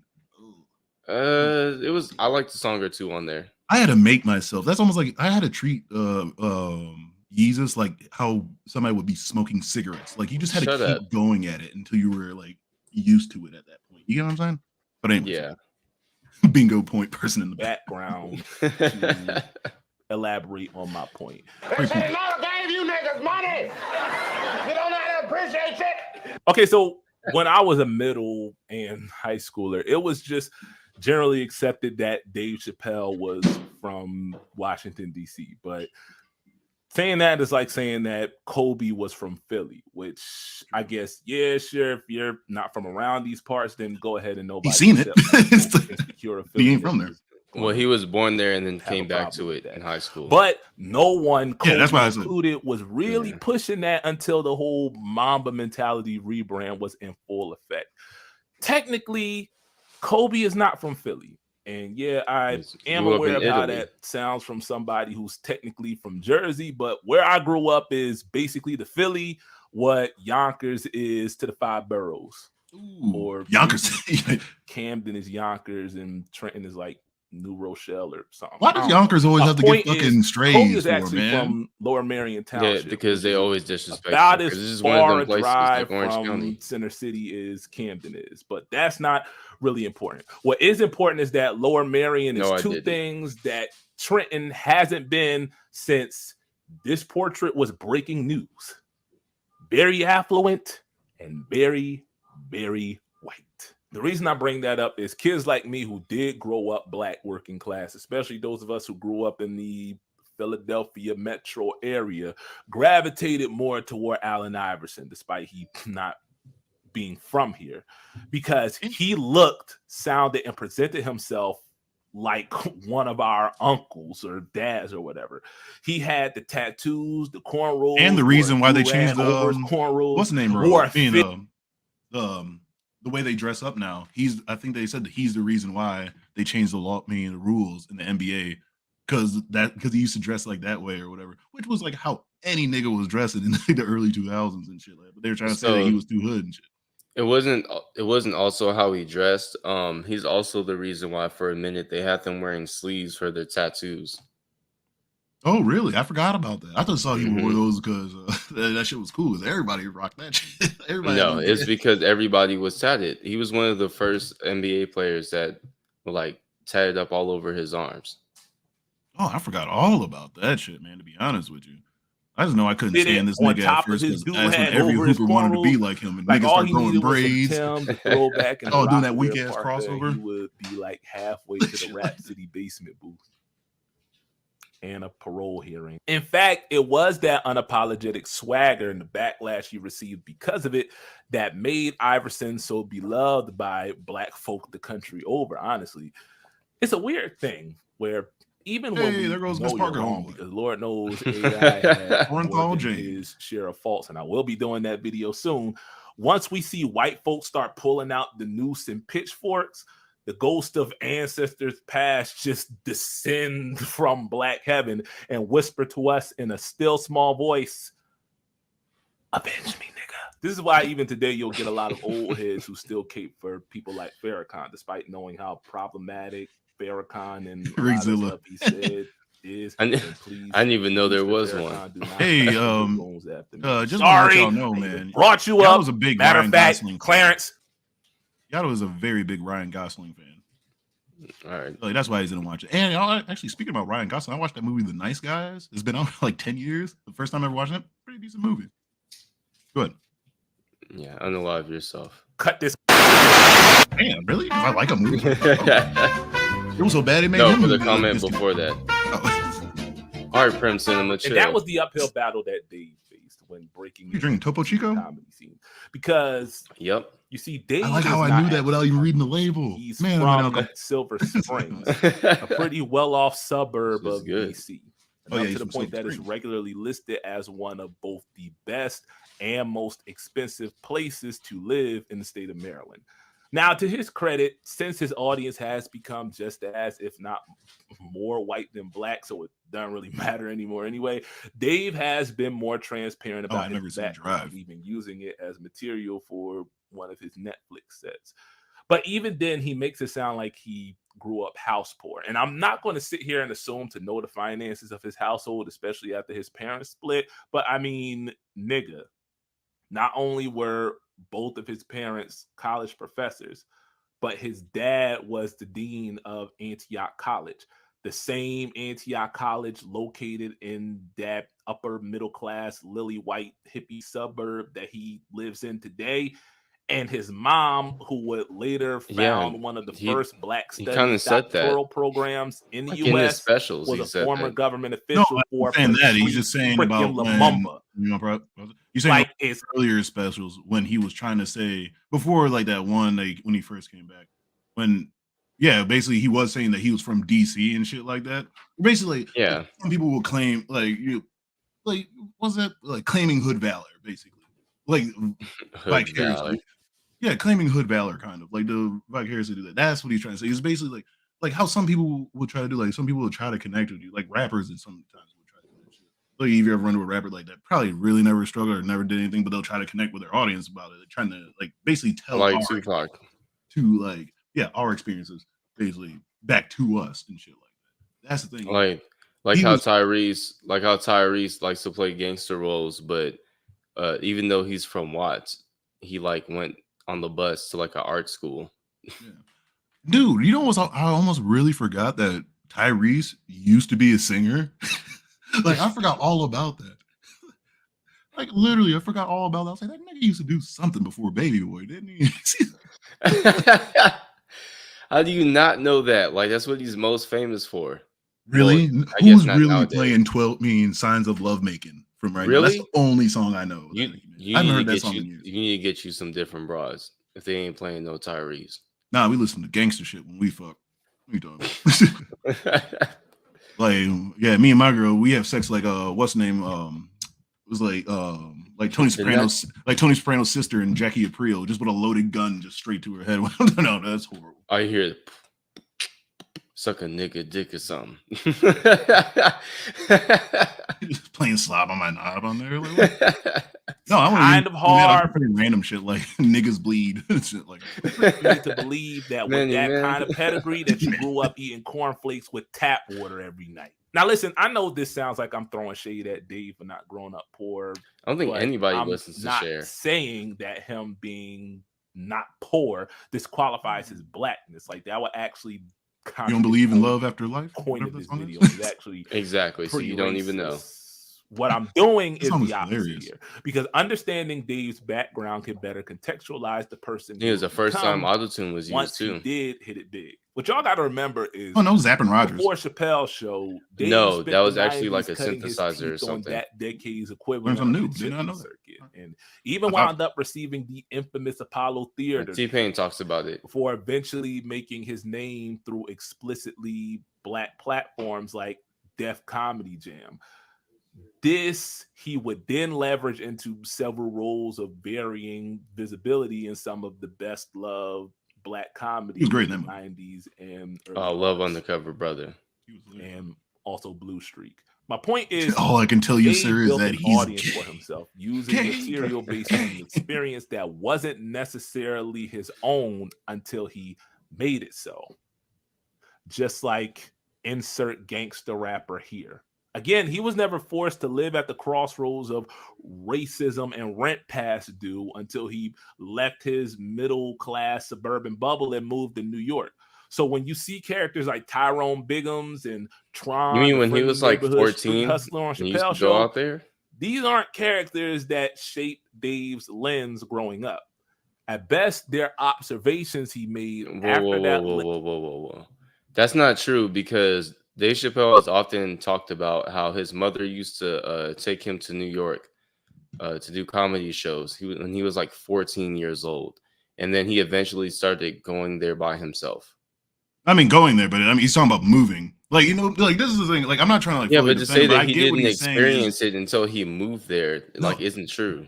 It's just saying like it wasn't his upbringing, kind of. It's like but it kind of like, remember when Jay-Z would try to attack Nas, kind of like in that certain way. Like you weren't out in the streets and shit like you're just reciting the shit back to me, kind of like shit like that. It's like that, or it's like that. Like I get what he's saying because it's like how can I really fully like I mean, there's other motherfuckers that are kind. I don't think he really claimed to be in the neck of the woods like no, that.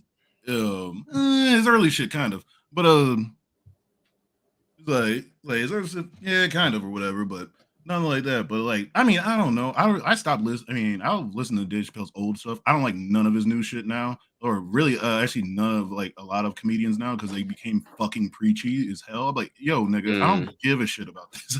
I'm like, or whatever. Like, and honestly, I believe comedians and me, a person that I don't consider myself a comedian. I'm just a nigga that makes jokes. But comedians are some of the most egotistical motherfuckers now, and especially over the past several years, because we have gave them like American people have gave them like to literally think some dumb shit like, oh, they're like the clown jesters. Remember the jester can make fun of the king and something like that. And that's, you know, like, do you actually know how a fucking jester lived back in the day? They didn't live great, and also when they were done with you, they could just fucking kill you. Or if you, if you gotta think about it though. You gotta think about it. For you to sit there in a room full of people and all the attention be on you and what you're saying and what you look like. Like, I'm pretty sure a lot of those people are going to be egotistical. No, but I mean, it doesn't make you a fucking philosopher either. Like, nobody should be looking. Nobody should be looking to Dave Chappelle Not necessarily, for fucking legit advice. Just like I grew up like loving the fuck out of fucking Chris Rock. Well, he's a Muslim. Chris Rock is another motherfucker though, like that too. Like, a lot of people don't really know that. Yeah, like that's why it didn't surprise me that Dave Chappelle like exactly people would have known.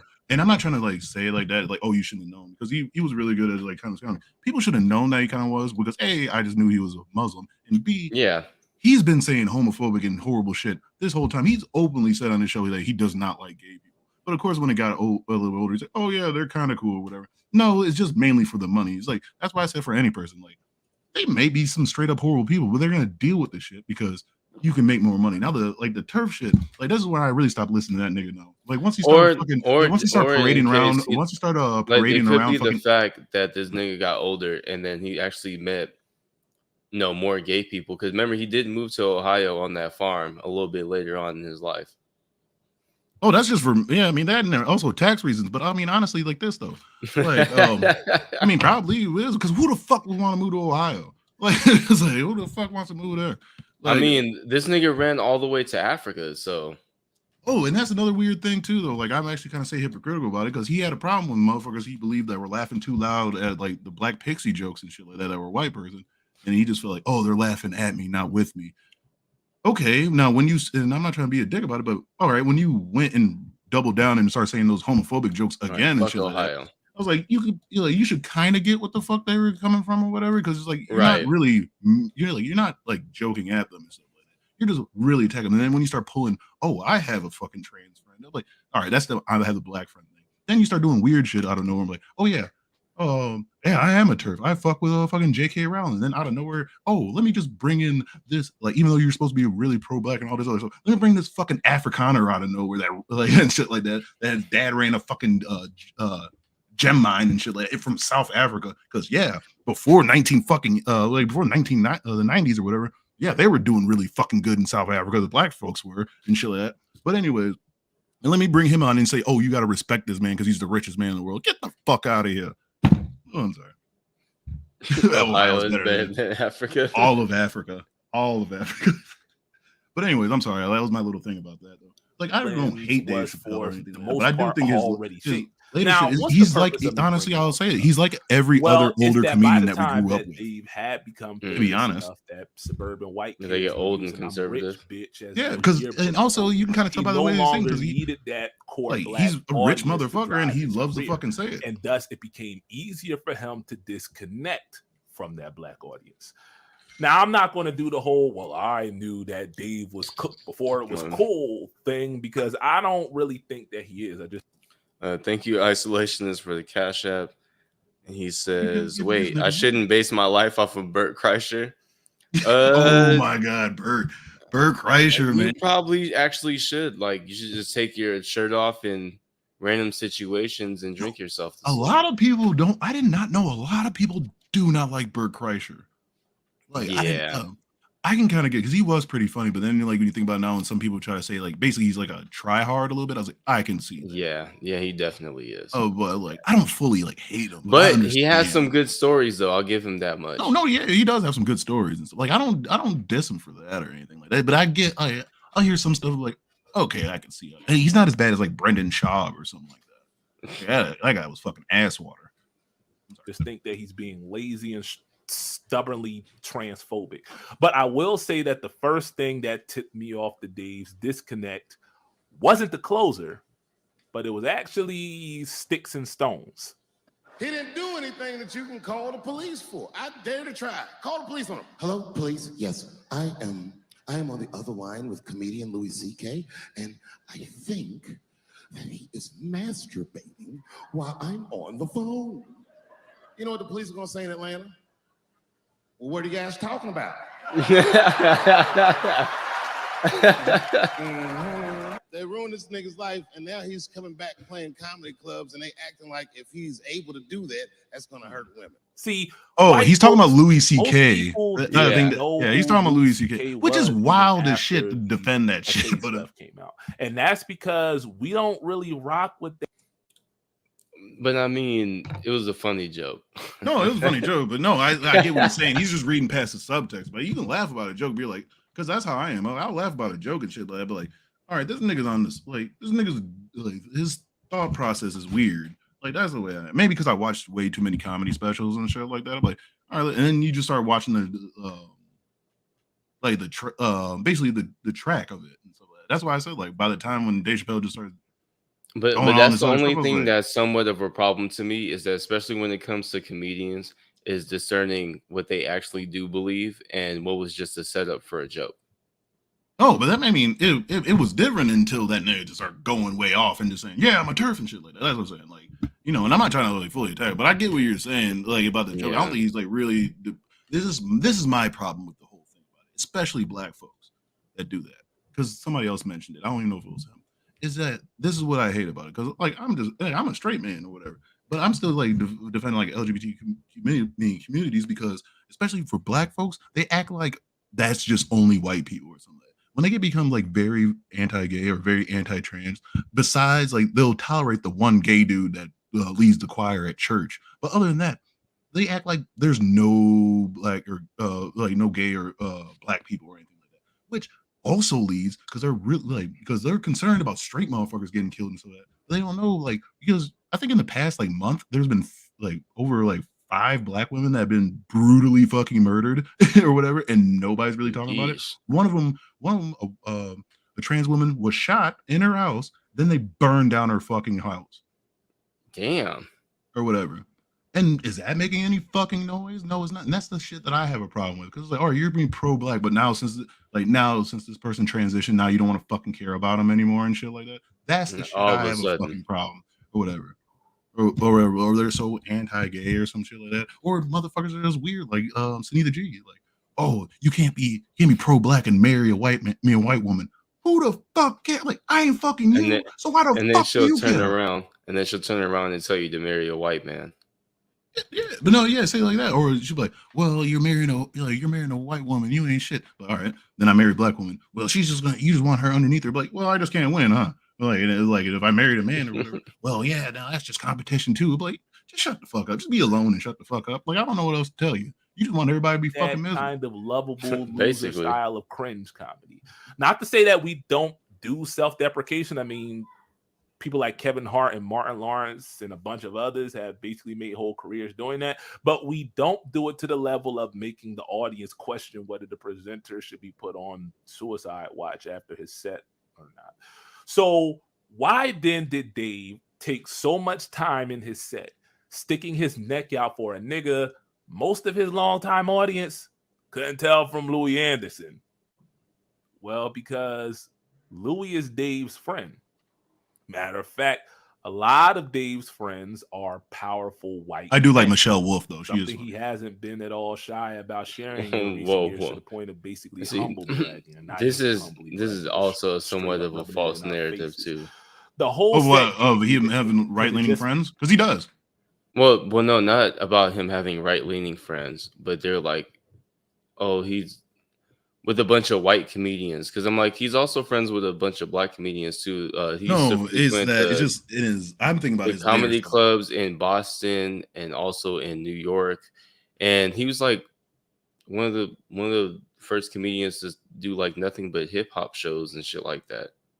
I mean, but how long can you keep on fucking holding that, man? Because now he's doing weird shit like Joe Rogan, where like you're logging up your phone and they're like, if you complain, you get kicked out and some shit like that, or something like that. He's doing almost some borderline. But that's not what I'm saying though. I'm saying just to say that, like that's who mostly his friends are, and I'm like, I'm just saying that's not mostly who his friends are though. No, I understand that, but it's also like the company is just recently his company's key because he's hanging out with niggas like Joe Rogan and shit like that. Which you can like Joe Rogan if you fucking want to. I don't find him really funny or entertaining really at all. But it's like the circle of people that he surrounds himself with. It's just like kind of like that. It's like it's really what I don't think he would know or whatever, or something like that. But it's really like a hood nigga or whatever, or a nigga that's from the hood. You ever heard of Rico? That's why you don't that's why people get like cautious about hanging around a motherfucker. You can just hang around because it's guilty by association. You can just hang out with a motherfucker that may be in a gang. That's boom.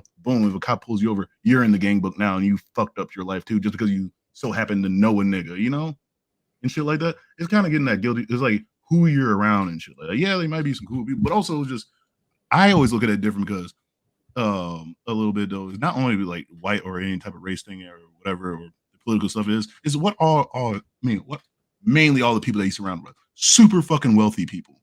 Do you think they have anything towards us? And that's why I said I think where he's trying to get to too, because I think a lot of black people want to get to a level where they think that if they have enough money, they won't be black, which does not exist. You can be comfortable for a while. Like he said earlier, O.J. Simpson was considered white for a very long time until he chopped that woman's head off damn near. Yeah, basically. Or whatever. And shit like that. There's been a lot of people that have been considered white or the white community will adopt them, black people, whatever, until they fuck up. And then they just get discarded. You know what I'm saying? I'm just saying to say that these are the closest people to him when he literally put Donnell Rawlings on the show, takes him on tour with him, takes him to interviews, and then you're like, oh, he's around all these white people. That's all I'm saying. That part is not true. Oh, you're trying to pick on that. No, I'm just on the book. Yeah, recently, he's been around a lot of controversial white, not controversial, or just very weird ass. He started getting into them spaces and stuff, and that's what money puts you around. But no, it's even this stuff and the shit that he fucking says. And with Chris Rock. He's about to get into Chris Rock. He's gonna get into Chris, and that's why I said even his analyzation of Chris Rock is a little bit pretty good too, because or whatever, and because Chris Rock basically, I'm barely a little bit, but yeah, Chris Rock basically just his whole set, and he'll say it too, is basically say I'm not those type of niggas. That's basically, and when you really think about it, that's basically his whole career. You know what I'm saying? I mean, it was entertaining, but when you really start thinking about damn, that shit is kind of fucked up a little bit because it just really is spreading things. It can be funny, but I'm not trying to tell any of them to reroute their shit, but it's just I don't know, maybe I pay a little bit too attention sometimes about people's jokes and shit like that, or just see that and just see how they carry themselves and shit like that. But it's I've always been skeptical, or I really don't give a shit, but not give a shit about I've really been skeptical about just super rich black folks. You know what I'm saying? Well, that's why I keep saying that you got to be careful with judging somebody's thoughts and what they actually believe with solely the comedy, because even though, of course, it's not like these people aren't saying some of their own personal beliefs in their comedy, but there are times where you just say things just to say things. And I like to know, from that person, which one was what part of it was real and which part of it is something that you just bullshit about. But to be honest, a lot of the time the comedian is not going to tell you half the time, because it gives it that mystique. Not Dave Chappelle, because he did double down on that shit. And he went on Twitter, and he was still posting and shit like that. Because I just noticed, because I wasn't even watching most of the shit. He just was trying to go on a weird, that's what he said he brought about in nowhere. Oh, I had a trans friend and all this stuff like that too, and all doing all this stuff. That's the shit I started really falling off on him for. So first it was okay, what is this? It's really, and I want people to understand, because I don't know many trans people. Well, it's well, I mean, every other person you can make trans jokes, you can make gay jokes. It's just when he talked about the trans friend, he was talking about them offing themselves because of the online shit that they got for supporting. But why would you? Well, then why would you contribute to it and start making fun of more trans people? But all I'm saying is, don't sit there and say it's just I have a trans friend. But he's talking about no, I had a trans friend, and you but that's fucking stupid though. The thing that you speak against, you did, and then this person hurt themselves. But that's fucking so. But then he went and doubled down on it still though, and still explained his jokes. That's the shit I don't get.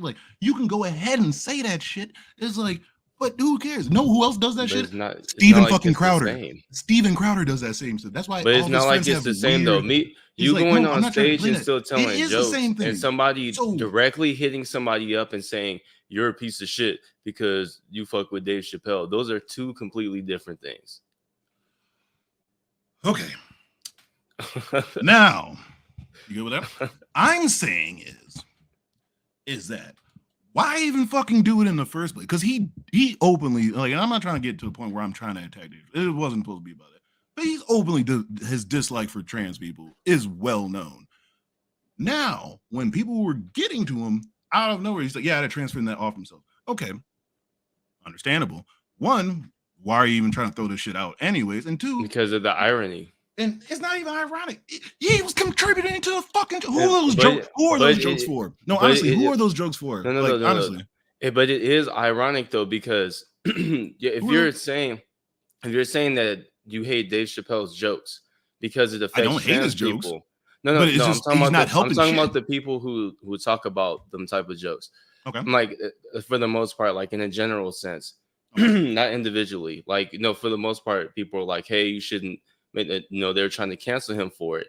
And then at the same time, because there was a trans person who supported him, and then you guys sat there and attacked that person. What he's saying is, well, you were getting mad because you're saying I'm making people attack people. And then because somebody was okay with me, you sat there and attacked that person. Like, you had a hand in doing the very thing that you were telling me that you were criticizing me for. But Dave Chappelle's like, I wasn't even the one, sitting there in somebody's DMs or on their page. All right, so but are you gonna try to? That's also just trying to control just fucking people. You know what I'm saying? People are fucking horrible people. But right.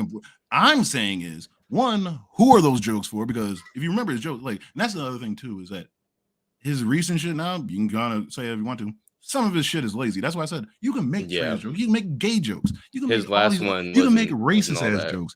It's just, how do you tell them? Because if you tell a shitty ass joke about race, it's just going to be considered racist. You get what I'm fucking saying? Like or whatever. And he's like, but he's like going around just like saying all this stuff like that, or trying to break down and just saying like, I mean, no, actually, you're right. It is in the sense of whataboutism.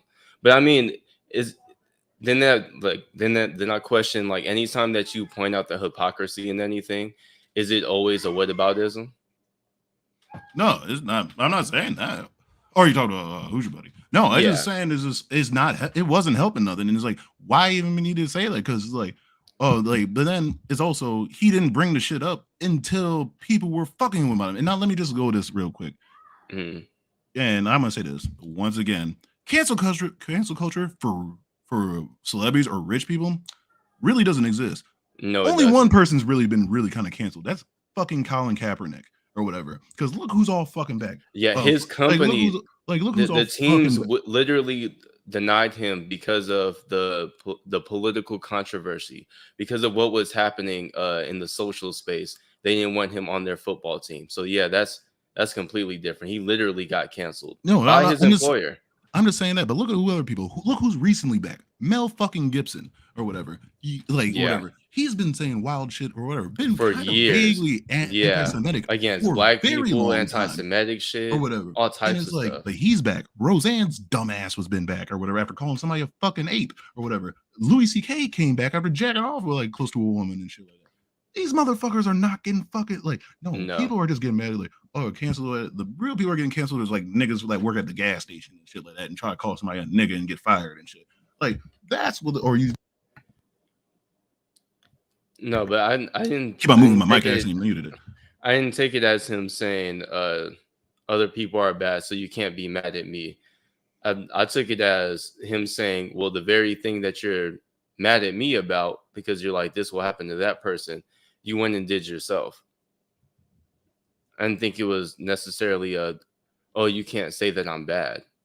No, it's more of like, what's your aim then? Because if you're just mad about what you're mad about and you're gonna attack somebody who you say that you're actually trying to protect, it makes no sense. You also got to think about also why, when did he just start, this is why I also have a problem with him though, is because recently or whatever, even a little bit before him, these older fucking comedians that are like probably either not selling well or doing something like that, they start just doing these old boomer ass fucking tours and shit like that. Like, oh, cancel this type thing or whatever, some shit like that.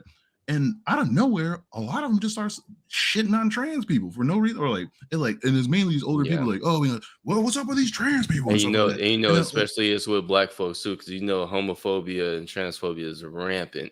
Exactly, like me, like a motherfucker. But that's why I'm like, I'm not doubting that Dave Chappelle is saying some of these things probably because of exactly what you're saying right now. He just thinks it's weird and what the fuck is wrong with these people type shit, especially for one, that he's black, and for two, that he's Muslim. a devout Muslim at that. Well, was at the time, I guess. So I don't doubt that. I'm just saying, like, it's just certain things here and there. I'm just saying it's a little bit Devil's fucked up when the advocate. nigga walked off on his show for somebody laughing a little bit too hard at a black joke. Then expect trans people to be totally fucking cool when he's trying to shit Right, on them. when he's sitting there making jokes and stuff. Yeah, and that's why I'm saying is like, nigga, you stop the fucking Chappelle show for this shit. And I'm not saying it was fucking wrong, but I'm just saying, don't you think it's a little bit fucking weird? That's the shit I'm saying. And like, don't get me wrong, I was a big here's the Chappelle wraparound. But here's the wraparound of why he doesn't think it's hypocritical is because he also feels like the trans movement and everything is, and also basically the LGBTQ movement period is more of a white man thing, and that's what's fucking stupid. And then it's trumping over racial equality with us. No, and that's what's fucking stupid because like it's not a race fucking both thing. Can exist at the same time. Like, and that's what I say. And it's like, they don't conflict. There are, as I said, there are black gay people. There are all of this, and people just don't understand. That's why I say, like, especially American people, because I even grew up like this way, to make a thing like, oh, why do the gay people have to get something first, but the black people don't, or whatever. Like, first of all, if you don't fucking know, if you help the least marginalized people, usually it helps everybody else underneath usually up. And shit like that. That's why people like. That's why we need to try to stick with. That's why you try to stick with mainly with some shit like what the Black Panthers did or whatever to try to make their rainbow coalition. They got mainly a lot of poor folks or whatever, or people that were really low on the total because we all have a same type of thing or whatever.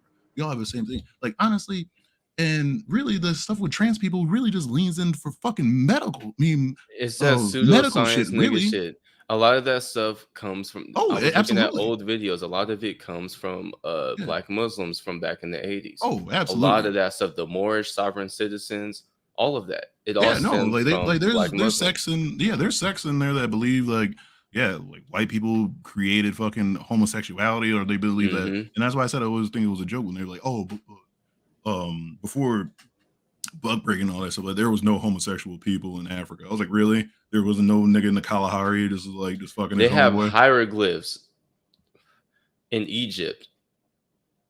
Well, they don't try to they try to disassociate Egypt from Africa.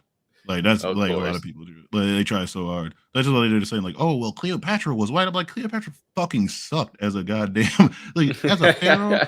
Like she fucking sucked. Nefertiti was way better. Queen Animatori from fucking from what was it, the Nubia, way better than her. Queen Nzinga, way better than her. And also don't forget that they love to talk about King Tut, but his mom was really the one that was running things. Oh, that's what? No, that was dead. I think. No, that was Attentat. Oh, never mind. I'm sorry. We're going down way. We're supposed to be back on this video. I'm sorry. Let's get back on this. We went on a way. Felt like him ranting against all the plebes. We're just trying to prove to the chat that we're smart. We read. Making life so much harder for rich and famous folk like he and Louis. And this is what let me know exactly. Cleopatra was great. Point in both his career and personal life, identifies more closely with rich white men than he does the average black Joe. However, despite this, Dave is still very much aware of his blackness and the implications of it. So much that he has now developed a tendency to weaponize it against any and all criticism directed his way. And again, this all comes back to his background. Yeah, Cleopatra's lineage was a bush. Now she horribly personified black. So was King Tut. Taught him at a young age that no matter how much money you got, you still just a nigga.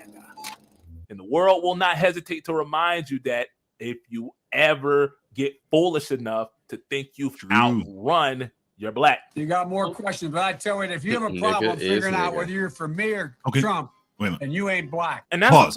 All right. Now, I just want to say that because first of all, that was hilarious when he said that during the Charlemagne thing. But that wasn't even the best thing though. Like that's what I hated about like the Hodge twins and shit like that. Like black conservatives, like, oh, they're saying if you don't vote for him, he ain't black. I was like, first off, if you actually paid attention to that, and I know they didn't watch that. They don't watch Charlemagne and stuff like that. But I was like, if you actually watched that interview, there was so way better shit that he said in there. Or something like that. Way better, almost borderline more racist shit. Way better stuff that he said in that interview than if you don't vote for me, you're not black. That's why I'm so disappointed in fucking black conservatives, man. You guys don't hunt for they don't hunt for the right shit. I'm sorry. You can go ahead and press play. Did you leave? Well, let me talk to you, Chad. Hello. I got the mic really close to me and stuff like that. So hopefully you guys can hear me. We're doing a nice, sultry, calm tone right here. Let's give 5 seconds for some room tone. All right, now we're back. Okay. Let's see what the chat is saying. Oh, now I'm just sounding like Miss Parker a little bit. Like, yeah, that's a disease. It happens. Yeah, right. Hey, how you doing? Like you start talking all low like that, like, ugh, it sounds disgusting. I am Miss Parker. You are the petty people. But can you just fucking just introduce the video? Stop talking, like get my ear wet. Just fucking just tell me what's going on. God damn it. We are the Black Beans. Oh, Quiet Storm. That was a great Mob You guys Deep are song. the right rice.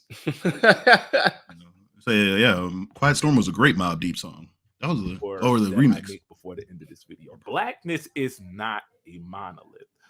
Let me take some time here to shout out Stephanie. Why should I stop talking like this? You are the petty people. Article. But basically, what the first part of it says is that most of white America's interaction and therefore understanding of blackness comes through consuming media. Because again, most of y'all don't really rock with us like that until it's time to trot out your one black friend for the company Black History Month program. So because until like 15 or so years ago, y'all treated Boys in the Hood like it was a Nat Geo special. That's what most of y'all imagine when you think of blackness. Thus, many of y'all treating hashtag Black excellence as an anomaly, even if it is an outlier. It really speaks to a very according to the specific Pew time Research, and a specific despite place. Black people representing a disproportionate percentage of low-income Americans, 47% of us fall somewhere in the middle class range, even if the range of what is there is no middle class no more. Class now is so pretty wide much. that it's practically meaningless. But that's a whole nother video that I have no intention of ever doing. Additionally, 40%. Did he give blood or something? Man, you all right? Shit. 41% 3 pints of blood right there. Man. And the 18% who describe it as rural. So what I'm saying is the Black experience is as diverse and varied as Wilt Chamberlain's body count. But the okay, let me try that again. The best Laker of all. Wilt the Stilt. That was a good one. I'm proud of myself for that. But the thing that ties us all together is the shared experience of oppression, exploitation, and discrimination. Thank you, Alibis, for the Cash App. Fuck you too. Why are people sending you money? Looking like a I little don't know. chocolate bar. I don't like this shit. But this doesn't I'd rather stop y'all a like disturbing number of Oh blacks. shit! Somebody sent me men in something. particular, I never. from assuming. What did they say? Oh my god! God damn it! Stop giving me that. I don't want the cash card. God damn it. No, you need it. You need all the pennies. We need that pink microwave. Oh, it just says thanks for streaming today. Thank you, Elvis. Oh wow! So he gets sweet messages, and I get their fuck you. personal achievement, Wow. or at least the pursuit of it, disqualifies their blackness. Now, again, let me preface this portion by saying that the mass exodus of black men to Mount MAGA has and continues to be grossly exaggerated by the mainstream and non-traditional media alike, just like every other harmful narrative surrounding black men, except our obsession with malt liquor and loose menthols. That one is actually true. Yeah. But it should be noted that despite black men Loose menthol ain't the thing no more. I haven't seen that shit since Democrats 2001. basically I miss those. realignment nearly 100 years. Yeah, that's only because the price went up, and they ain't like 50 cents no more. Now you gotta pay a whole $1. Some places even charge you $1.25, and then you gotta like talk in code. You gotta talk in code to even get the cigarette. Hey man, you gotta get the stuff. I remember I used to have to do that one time in Mississippi, man. For a while, there used to be a store right out the back gate from the CB base that used to sell fucking single cigarettes, and you had to walk in there. You had to catch that one guy. There was like 3 people that worked there, but you had to catch the one guy that was there. Then you had to make sure that the fucking manager wasn't there. Then to ask or whatever. You'd be like, "Hey man, Jesus, like, can I get some cigarettes, man? How many you need?" He's like, first he tried to grab a pack, like, no. I just need 3, bro. What? And Where you're at, you get them for 50. That's crazy. I still give people 50 cents if they try to give me a cigarette. I mean, if I buy a cigarette from them, I give them 50 cents. Like I'm fucking sorry. Nah, I don't ask nobody for nothing. No, they're like, hey man, I used to give out cigarettes though because I'm like, hey man, I don't charge for cancer. You helping me out. I only do sometimes. It depends on the circumstance and what you look like. And yeah, like I mean, I haven't really been smoking cigarettes in a couple months now. I just been this electronic shit that I'm trying to quit now. All right, that was good. The 8-2 clip, no less. Black men are about twice as likely to vote conservative as black women are. Okay. In 2016, 14% of black men voted for Trump as compared to 6% of black women. And in 2020, 12% of black men voted for the then incumbent as compared to 5% of black women. Now, again, I want to emphasize, white people, that this is a very, very small portion of the black electorate, especially when compared to white folks. Need I remind y'all, it was white women who won Trump the White House in 2016 and kept him competitive in the next election. My point being, if Trump was ever going to be reelected, it wasn't going to be us that did it. But it was y'all's country yokel cousins who make the welfare wheel go round that was going to do that. So please spare me the pearl clutching over niggas like Charleston White and Candace can't find a decent hairdresser. Because for every one of them, I promise you, I can go down to the nearest Superstore USA and find like 10 Laura Ingrams. And they all have the same goofy ass lob. Yeah, Laura Ingraham also. Gotta ask. I think she used to fuck Dinesh D'Souza in Dartmouth. Gross. That man is a human turtle. And there's like 1,000 Tommy Lawrence out there. Oh, you see him all the time. They get kicked out of college for saying the N-word like all the time. Whatever happened to her, man? I was like, is she still doing shit? Yeah, she's still screaming into the void. She got canceled after, she started preaching about women's rights, and they didn't like that too much. Oh yeah, like I don't know why. That's why I find that shit hilarious sometimes when they be trying to do some stuff like, oh, you forgot what group you're talking to, huh? Why is there such a disparity between black men and women when it comes to conservatism? Well, let's talk about Ice Cube and Weezy for a second. Hey. To their credit, they are examples of men who managed to defy the odds stacked against them and attain fiscal elitism. They are in their own really should mind put Baby before Wayne. The pinnacle of the rugged hyper-individualism that characterizes American society, black, white, and everything in between. Weezy and especially Q, being a Gen Xer, are not at all unique among black men in their admiration of other successful and wealthy men, regardless of color. I've said this before, but if it weren't for racism, I would bet my ball sack that most of the men in my family would at least lean Republican. And absolutely. That's because most of us have been conditioned with a sort of admiring envy of white masculinity. Not necessarily in mine. We want the access to hegemonic manhood that the whites have, but without having to sacrifice any of the latent swag that stops us from tucking our short sleeve button-up shirts into a pair of Wrangler jeans. And that's practically speaking what Weezy, Cube, Curtis, Ye, Kodak, and any other rich and famous black man who has vocalized their support or at least alliance with conservatives or conservative ideals. Why did he use everybody else's rapper name but call 50 Cent Curtis? Oh no, but that's hilarious. He just called him Curtis. That's funny. We wouldn't call you 50 Cent. No, access you Curtis. To power.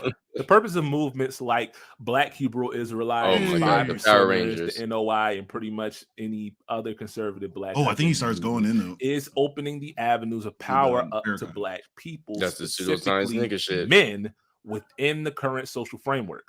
This is in opposition to movements like Black Power and Black Lives Matter, not to be confused with the grift that is the BLM Global Network, by the way. Thank you. Purposes Can somebody were please? are to Oh dismantle my the God. very That's the framework dumb shit that right there that pissed me off. Because I hate that. Because niggas mainly like fucking your boys, fucking the brother sexuals or whatever, the Hodge twins. They'll keep saying, "Where's BLM?" Like, a lot of people weren't fucking with the actual organization of BLM, right? I'm like, especially black people, like early on. Like, yeah, people gave some money, but yeah, that should kind of happen. Like, first off, I find that hilarious when they're like, "Oh yeah, they took all your money." But like, have you not seen every Candace Owens fucking thing that she sold, or any fucking conservative fucking product? Remember the fucking remember the fucking Patriot phone? Whatever happened to that shit? That was a phone made in China, like, with just fucking with like Rumble on it or some shit like that, and True Social. But I was like, all of them are stuff. But I was like, yeah, they hustled the shit out of fucking people. But I was like, people weren't really fucking with the organization like that. They cared about the fucking message. It's like, or whatever, but they don't understand that. They're like, oh, because you're going that are experiencing today. This is pretty much the whole point of black capitalism, and I'm not going to dwell because I spent a whole I'll do it again. Hour talking about and debunking it. But at the end of the day, what black capitalism boils down to is the reclamation of power that don't worry, Mario, never really had in the first place from white people. Just don't stay on the electronic cigarettes too long. Of both liquid and non-liquid capital, which I've already said is literally impossible without reparations. So yeah, your Amazon store ain't the answer to black liberation, bucko. But again, it's really easy to get laser focused on the dealings of celebrities because duh. But let's not let the headassery of a few powerful black men color our perception of that entire demographic. And see, folks, this is why sex work matters.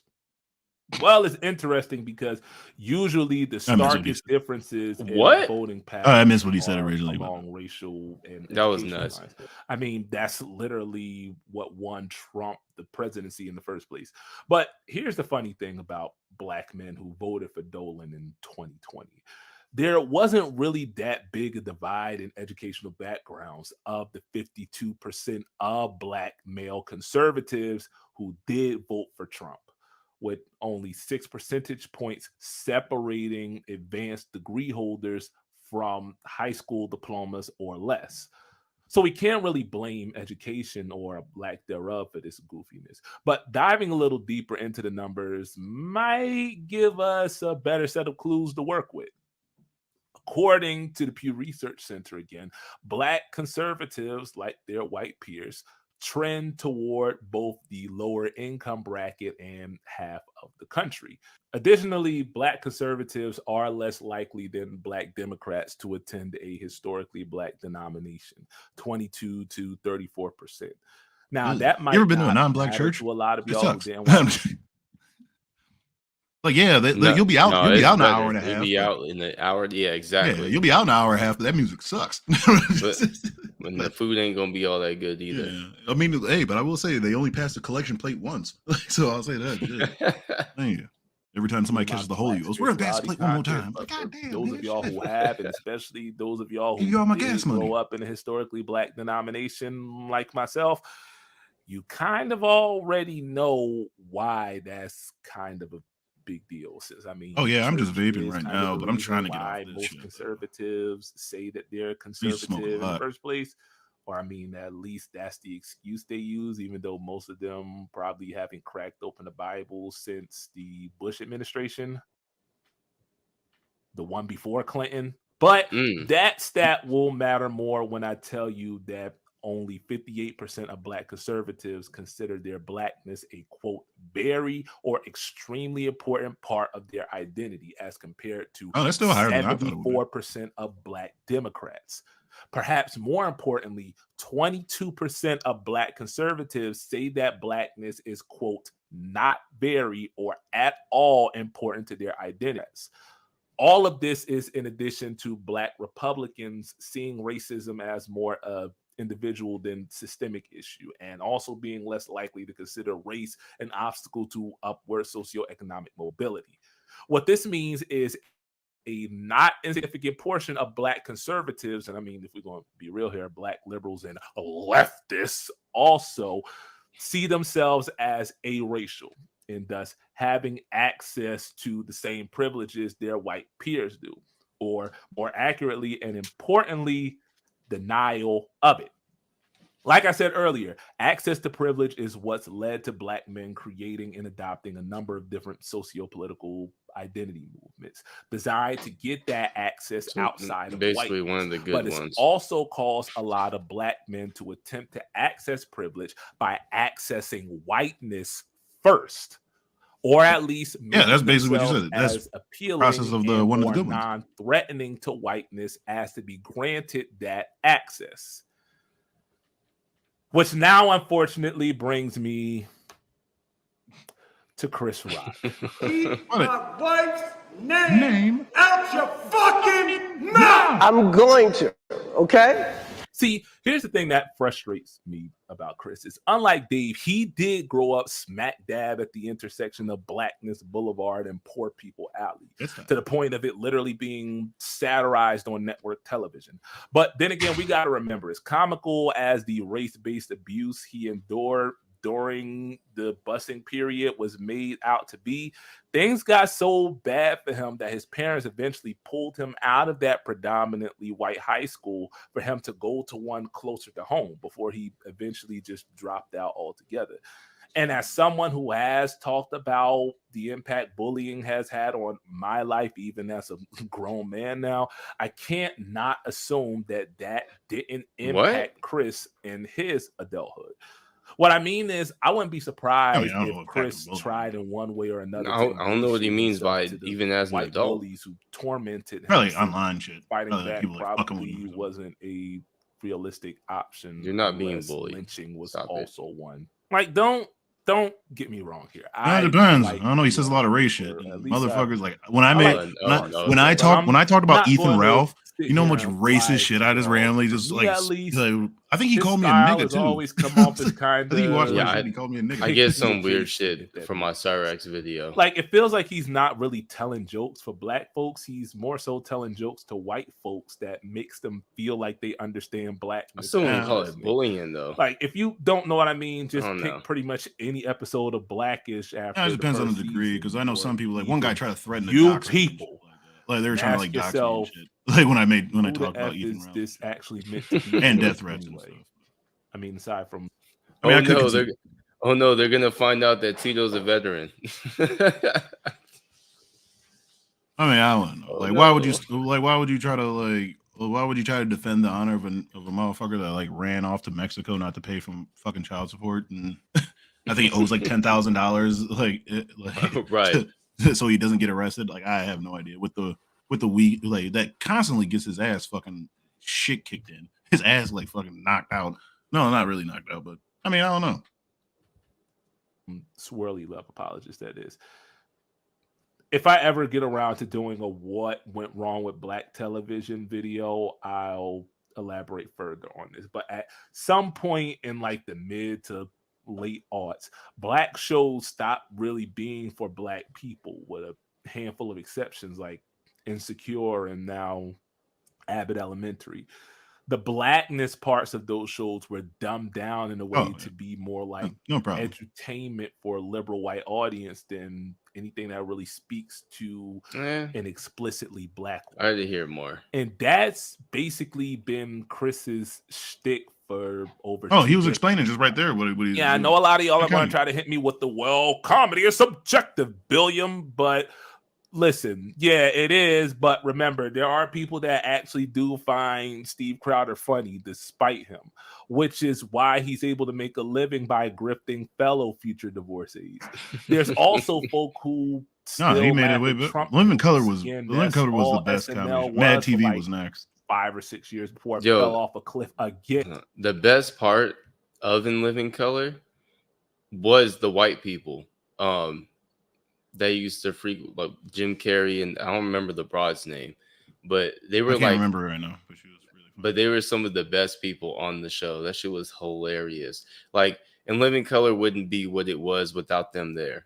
I mean, it wouldn't have been nothing with any of me. Like, if any certain person, especially in those early seasons, weren't fucking there, it wouldn't have worked. Because think about all the fucking stars that were on there. You had Dave Allen Greer. You had like fucking the Tommy Good Davidson. You had the Good Waynes and shit like that. Damon Wayne, Keenan Ivory Wayne. Yeah, I love Damon Wayne. Damon Wayne's hilarious. Keenan Ivory running the shit. You had Heavy D. Jamie Foxx later.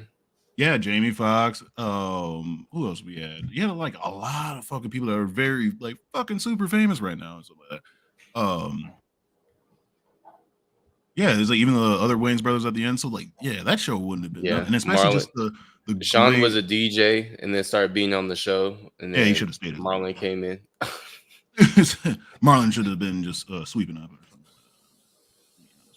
something. Actually, I don't hate Marlon Wayans though, but it's like some of his newer shit now is like he's almost getting that weird type of in a certain way, like a weird like routine kind of like. Well, it's basically most of his later career. Did you hear his comedy special? I've seen him live before, but no, I haven't seen. Oh my god! I seen both. I seen Sean and Marlon on stage before, and Pops. No, his comedy special. No, I haven't seen. I did see him make fun of Muhammad Ali on stage one time. That was kind of funny. But just don't.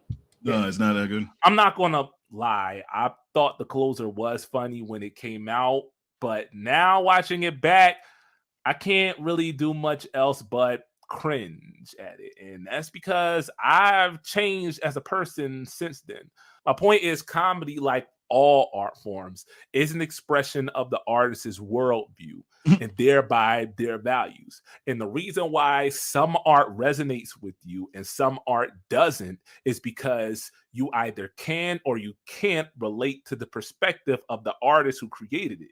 That's the reason why Steve Harvey could always depend on that nice fat megafest check. Exactly. In the event that nigga's so religious. Stealing roles. I hate Steve Harvey. That nigga's an asshole. And why elderly Black Baptists keep his radio show. He trying to fuck over Bernie Mac. They share his values. I'm not going to lie to you. And that what ended the Kings of Comedy tour? I think so, because he was mad that nigga got a show or something like that. I just don't like Steve Harvey because he tries to use like, so if God you find blackface funny, apparently from what they say, Steve Harvey had got a show, and Bernie, of course, accused him of tap dancing. That's hilarious. Yeah, Bernie would definitely say some shit like that, though. And honestly, I would say, like, hey, Steve Harvey, he was a funny guy and shit like that. But yeah, not he wasn't even the best character in his own show. That was Cedric the Entertainer and his girl, and of course, what's her name? The principal. Like all of them were more. I was more watching that shit. Then when the Bernie Mac show came out, I was on that. That's a product of your own internalized anti-blackness. Yeah, even if you're black. And the thing with Chris is he's made pretty much a nice living for a pretty long time expressing his own anti-blackness in a way that sounds insightful if you haven't grown up being conditioned for a career in coon catching like myself. Who's more racist? Black people or white people? Black people. You know why? We hate black people too. Everything white people don't like about black people, black people really don't like about black people. I don't know, you put the double down sandwich. The double down sandwich hasn't been around since like 2013. That is wild. They put a black guy in that double down sandwich commercial. Now, please don't take watch this your mouth. as me saying, well, I never thought Chris was funny to begin with because bollocks. CB4 and I'm going to get you, sucker, right there. And if you're a sick bastard like me, then you probably always found Pookie somewhat hilarious in his own crackhead way. But what I'm trying to get at here is that folks from where I came from didn't really rock with Chris Rock like that. See, I knew him growing up mainly for his guest spots on sitcoms like Fresh Prince and Martin, but I didn't really know too much about his stand-up until I got to college. Chris and Rock when didn't, I did start watching his stand-up, well, I think he directed Pootie Tang, but he didn't write it. Louis C.K. did. That's even funnier. Yeah, I begin to understand why we never had any of his sets on tape, despite us literally wearing out the film on our copy of Kings of Comedy. I can't really say anything about his early career, but by the time Chris Rock had become Chris Rock, my peoples weren't really watching him unless it was during one of those you just saying from what like his thing, but marathon. I mean, honestly, I can honestly say like I don't think that compared like I'm not trying to defend him, but I'm honestly trying to say comparatively to comedians that I will say. I think I may have seen some people have like I'm just trying to think of like people that we had, like everybody. I'm not trying to say like everybody, but if we went to a black house, people had kings of comedy. People had some other stand-ups. Like you may see a Chris Rock bigger and blacker, but that was like in 1990 fucking what 9 or whatever. It was like when his other ones came out, like nobody was really checking from it. That's what I think he's gonna say. Like we enjoyed it, but then he went to mainly movies for a good long time. Where but like he'll do some of the stuff. But I think he's like trying to say compare like Dave Chappelle or like the Kings of Comedy that we were watching and stuff like that. And as I say, Chris Rock was big, but it's like I think some people weren't going in droves to go watch him as much. But he was actually, I will say though, comparatively to people like, especially a young Dave Chappelle than him though, he has, like he said, he made it more palpable. He was more, Chris Rock was more, palpable, I guess, for his jokes and stuff like that. Whatever, because he would say a big stuff. He wasn't really for them. He was for a more, shall we say, mainstream audience. Yeah, there we go, mainstream. If you haven't gathered this already, Chris's whole shtick is built on respectability politics and appealing to folk who abide by that. Exactly like I don't what's the name? think it's unfair to call CR Steve Harvey, but with cuss words. And honestly, I don't think that's fair to Steve, since his style is just general old black man hates everything and everyone made after 1979. And to be fair to Steve, he's not really trying to appeal to white folks. It's just that he, like most black boomers, honestly, is very socially conservative, to the point that if he weren't black, he'd probably be a Fox News host by now. Anyway, back to Chris. I wouldn't be surprised if he did have a Fox News show. You know how many shows that nigga had? He's a fake ass judge now or he something. Actually does, but just in reverse. Judge what Harvey. I mean is, I don't really make jokes or content at all, for that matter, with white people in mind. Chris, on the other hand, has made a whole career out of making it safe for white folks who gassed up "This is America" like it was the "I Have a Dream" speech for Gen Z to laugh at nigga jokes. I mean, in his special Bring the Pain, arguably the one that propelled him to superstardom, Chris built his whole set on respectability politics. The one joke in the whole set that anybody remembers, the one that won him 2 Grammys, by the way, is just him repeating to the audience over and over again that, yeah, I may be black, but I'm not that kind of black. And by that, I mean a nigga. Have you ever been face to face with a police officer and wondered, is he about to kick my ass? Well, wonder no more. If you follow these easy tips, you'll be fine. First, obey the law. Laws were made for a reason. Think of them as hints. You've heard people say, man, I wouldn't do that shit if I was you. Well, here's some of that shit. Carjacking, armed robbery, arson, selling drugs, buying drugs, stabbing, shooting. You know, you probably won't get your ass kicked if you just use common sense. See, Chris has made his career by ingratiating himself to liberal white audiences who feel like letting this. I mean, that. No, I mean, I understand it is a joke. It's the thing is, it's weird. It's a way to avoid legit. it. Like, this is the thing that I find is funny, because I know I've had this conversation. Anytime a young black person is fucking killed by a cop, I always have to have this conversation with a white person. But maybe if you guys should do this, like, you know, any way that you think that a black person could be safe, a black person has been murdered in some type of way by a cop. No, like that. Yeah, that part is true. But it is less likely to happen. I mean, there's less likely to do anything, you know. But I was like, but honestly, like you could still get fucked up by some cops or something like that. Like, and I'm not trying to make it full of things like that. But it's funny when I do hear black people say that, like, because Mike Epps did the exact same thing when right after George Floyd's like, you guys just, you know, you gotta do all this stuff. You know, you gotta obey the law. Like, nigga, I obey the law. You know, like motherfuckers obey the law. People still fuck with you. Like, look, it's kind of like when you know, they make the joke about people being like, oh, free my nigga Ray Ray. And it's like, what Ray Ray do? Like, oh, he killed 3 people. Like, no, let's not free my nigga Ray Ray. Like, some of y'all niggas, I'm gonna just say, some of you niggas, it's not a surprise that you get fucked with by the police.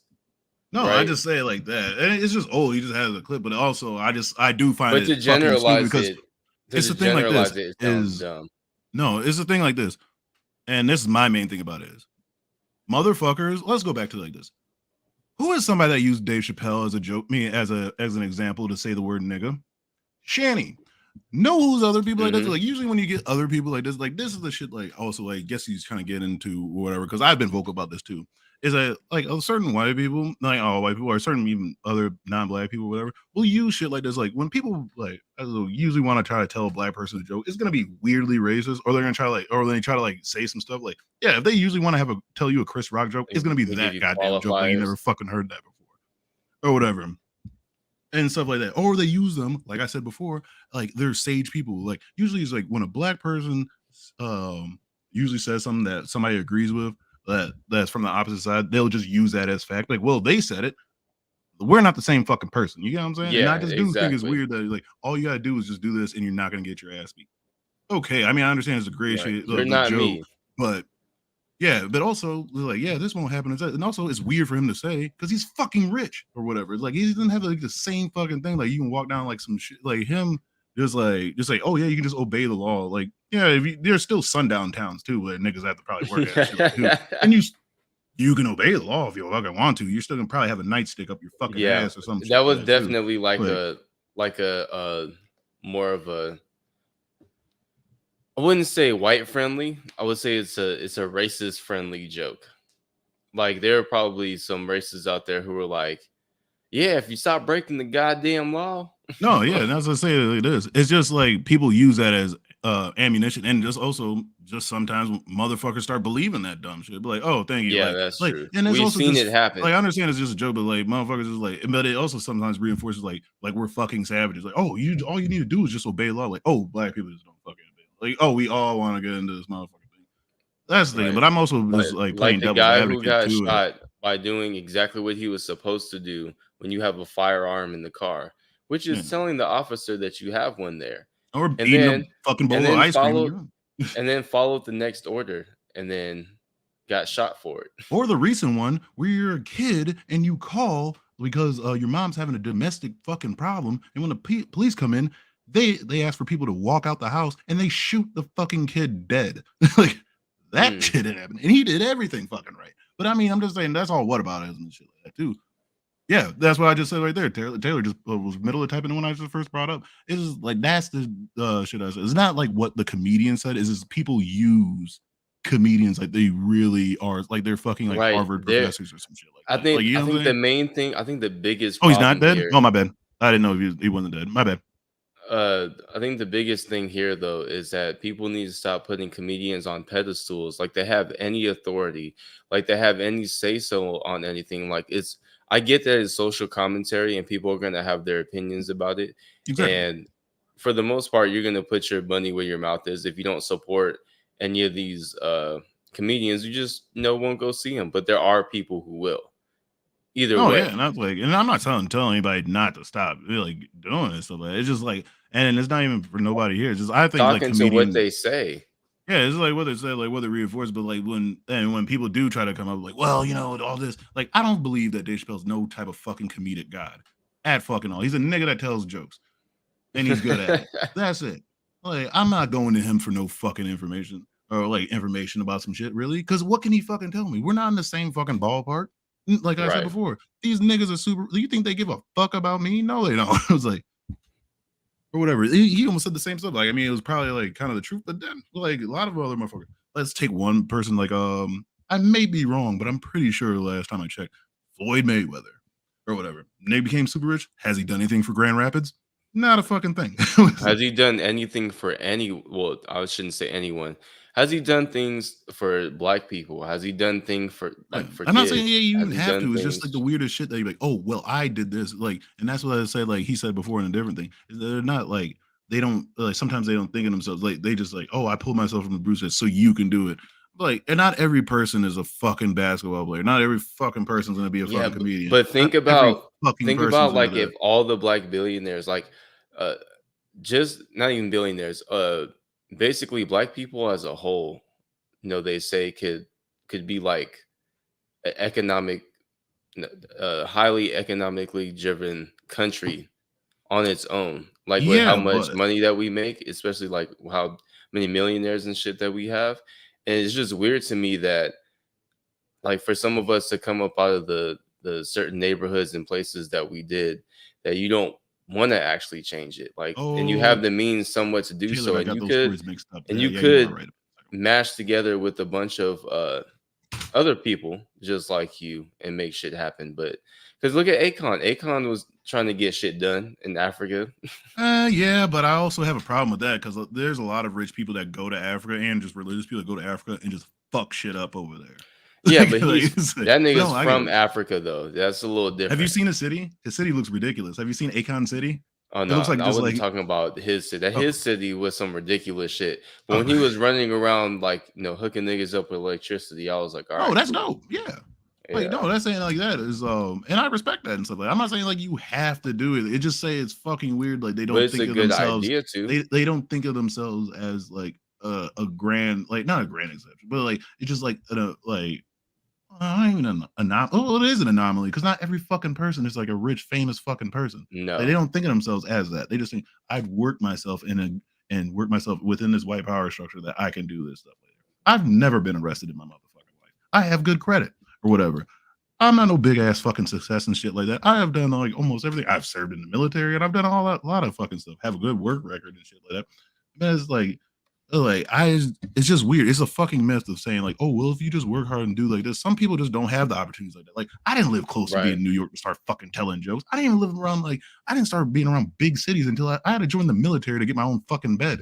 And a lot of people who used to jump into the music industry, like I'll use an example, Kid Cudi. He moved from Ohio to New York just so that he could meet people and make it big. He has to go to a whole nother state, because that's where it was happening at. Not everybody's gonna leave Ohio and sleep on somebody's couch and look for a job. And things like are that. we just talking about black comedians? I think we were, then we kind of like drifted off. Like really, it's more of just about like rich black folks. I have a problem with it. The comedian thing right here is what he's honing on. He did a whole other video about like black capitalism and shit like that. And it's also just like that thing too. That is a nice like fairy tale almost. About like how much money like black billionaires and all that stuff like that have. That is a nice thing or thing to think about, but this is capitalism, baby. Like rich people don't spend money, they hoard that shit. But that's why like Nipsey Hussle was so influential in LA, because not only did he become successful, but he also started buying back the block.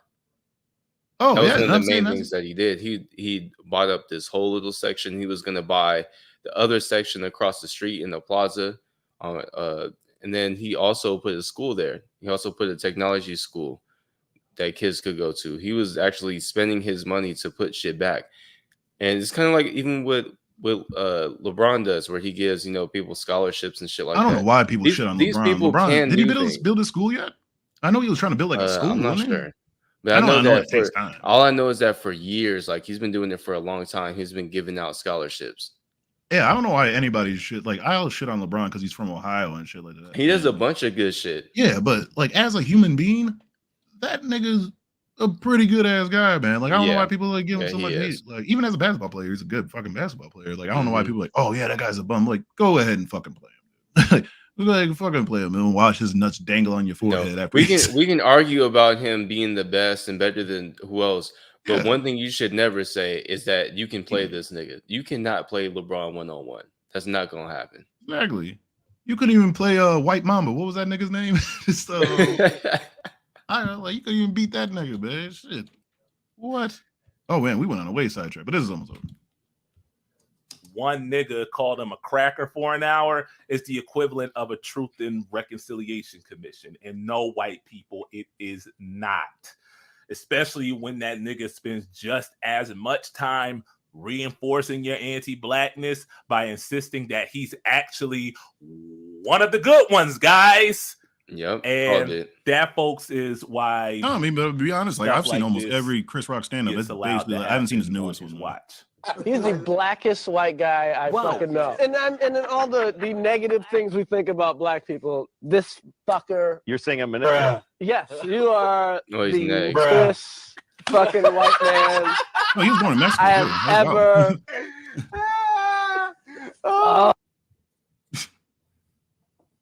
amazing. I don't think he could do that. See, again, I'm giving Chris. That's bad when you even have Jerry Seinfeld. It's hard you for have me Jerry to see Seinfeld somebody corny like ass, Dave just like, no. This slide, or at the very least, letting it slide on film, you know. And if he has, don't tell me because it would kill my whole argument, but whatever. And that's because Dave's upbringing made him aware of how inescapable his blackness is. He's only one career-killing controversy away from the sky falling on his head, which is why he's now riding that controversy all the way to the bank now, or at least until the people he's riding on stop hating trans people for long enough to remember how racist they are and kick his black behind right back to the casting call for Undercover Brother 4. Chris, on the other hand, whether consciously or not, acts like he has the BOD despite his blackness because of both his personal behavior and his personal achievement, and thus access to the same privileges as his peers. So, a-raciality. And a lot of people go, Chris, how come you didn't do nothing back? How come you didn't do nothing back that night? Because I got parents. That's why. Because I was raised. Okay? And you know what my parents told me? Will Smith wasn't raised? Don't fight in front of white people. Oh, brother, this guy fucking sucks. But what privileges are we talking about? I was raised too, like, and my dad told me if somebody gets close enough, you pop their ass. So I don't know. I've never heard of never fight in front of white people. I've always heard don't let white people in our fucking business sometimes. But I was like, don't fight in front of white people. That's a wild one right there. But it's like I was raised. About specifically here. Well, let's go ahead and break this down, shall we? Women, they supposed to be loving us. You feel that? Man, Are you married by chance?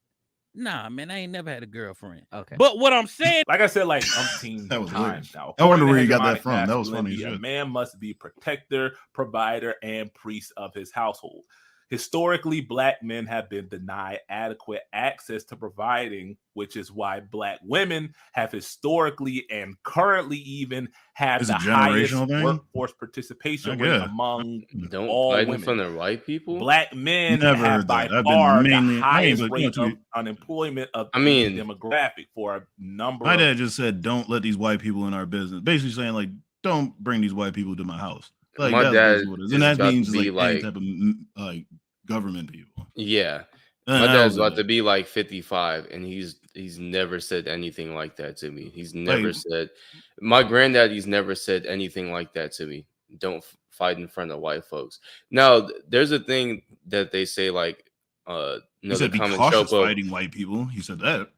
Like my dad. No, there's like a common trope where they say like, don't embarrass me in front of these white people. There's that type of thing, but maybe it'll follow along that line. Yeah, but as a fight though, or anything like that, saying raised like my dad, like I don't know, maybe because I was raised in a family of boxers and a like abusive household. Like my dad found out, like if my dad found out, like regardless of any color, just as long as it wasn't a woman, like if I got slapped and I just let that shit slide, I would be fighting my dad at the same. Like I would first, my dad would go out and try to make sure I fight that kid. Then also I'm fighting my dad at the end of the day. So it'll just be fucking terrible. Like, don't give people. Yeah, don't make me look bad. Yeah. Yeah, pretty much.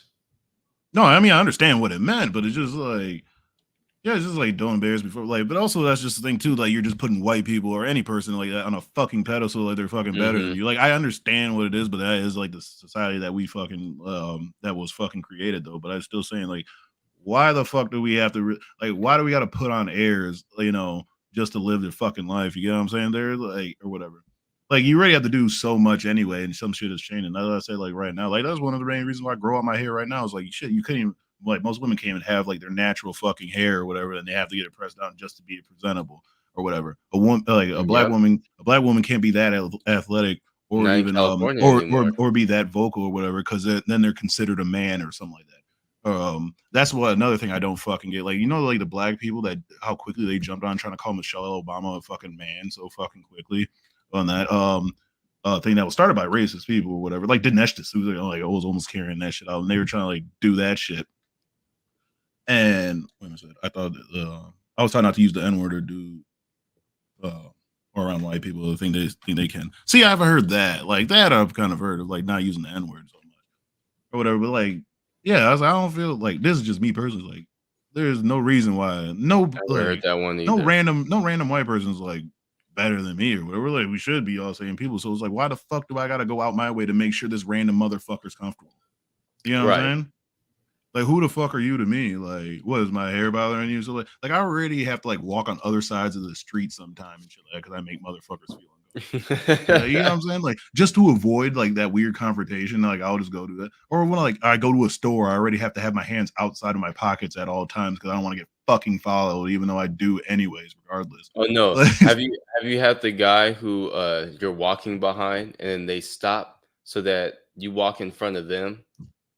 Oh yeah. And then after you start walking, they start walking again.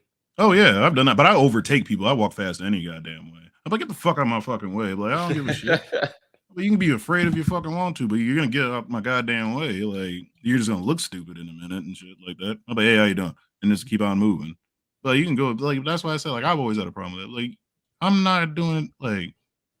Well, yeah, I'm not doing anything. Maybe because I have to work around like a shitload of older racist white people for many years and stuff like that. And it's just like, why do I gotta do all this shit to put on airs for you and shit like that, right? And especially even in the military, you get some weird shit like that you gotta do too. Like, I got stabbed in the fucking leg, and I had a senior chief try to kick me out of school. I mean, not school. I mean, kick me out of fucking the military or whatever. I got stabbed in the leg, and I did everything right. I called them. I went to the hospital, got my medical and stuff like that, filled out the paperwork. Then this bastard tried to go out of his way. My commanding officer had to say it because he tried to kick me out, trying to say I was too ghetto for the Navy. I was like, bitch, I was a victim.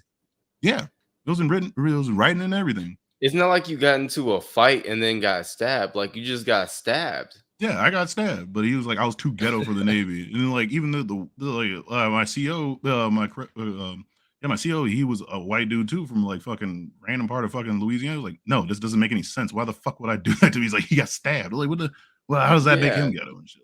Or that, or you had to like deal with weird shit like that. Oh man, what you drinking? Like I'm just drinking beer. What are you drinking? Like fucking malt liquor or something? Like, get the fuck out of my goddamn face, man. Like, why like I had some weird shit like that in the military. Like I had a fucking my LPO buy me a 6-pack of Mickeys and shit like that one day. I was pissed off as a motherfucker. Like, they said, yeah, you enjoy that, don't you? I was like, you could have bought me anything else for my 21st birthday. You bought me malt liquor. Still drank the shit. You could have just asked me what I like to drink. Exactly. But I was like, yeah, you're gonna go to malt. Like, thanks for only spending $4.83. I mean, at least he's somewhat, held you in high regard because Mickey's, of course, is the finest of malt liquors. At least he can get you a pack of OE or some Colt 45. If you would have got me a pack of Colt 45s, we fighting. Yeah, because they're always sold hot. It's just like, they're always sold. They'll never put them in. Oh no! If you go to the West Coast, they definitely put them in the fridge.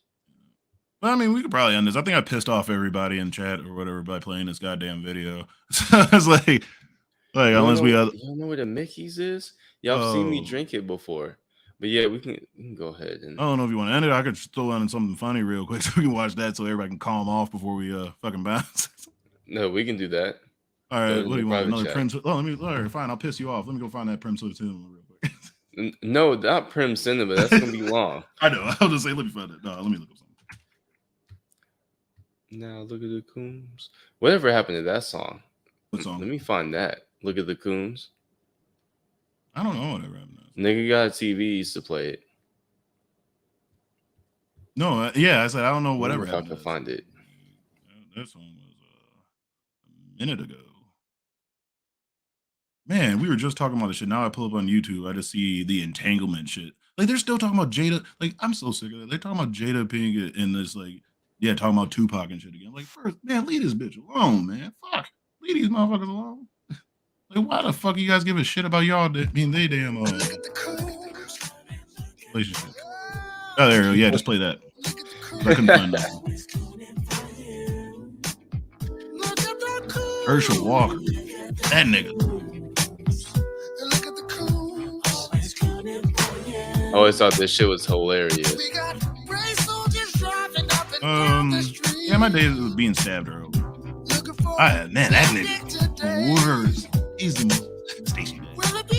Handles of whiskey. Oh yeah, that's the big gang. Sorry, old lady. Oh, that motherfucker. I forgot that damn dude.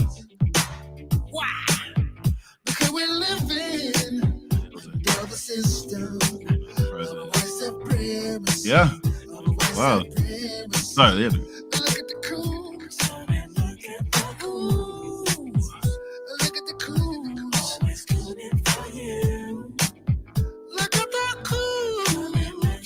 The falsetto, though.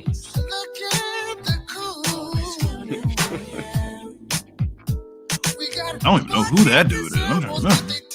Haha, you. Don't worry, one of them's gone.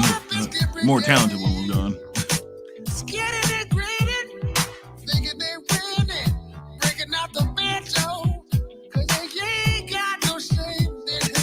Now, this is the shit I'm talking about, though. Like, if you pause this real quick. Now, if you ask any of them what type of black people they are, what are they going to say?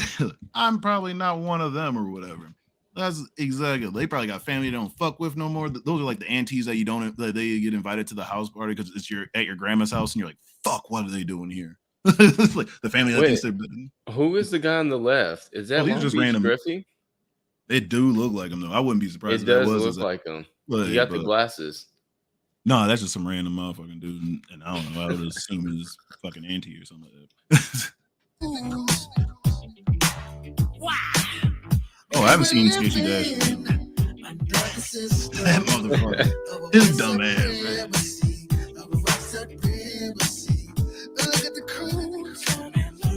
Oh, you never heard this song? That's a super tune right there. Like if I was borrowing Midwestern, because he got the sweater vest on and.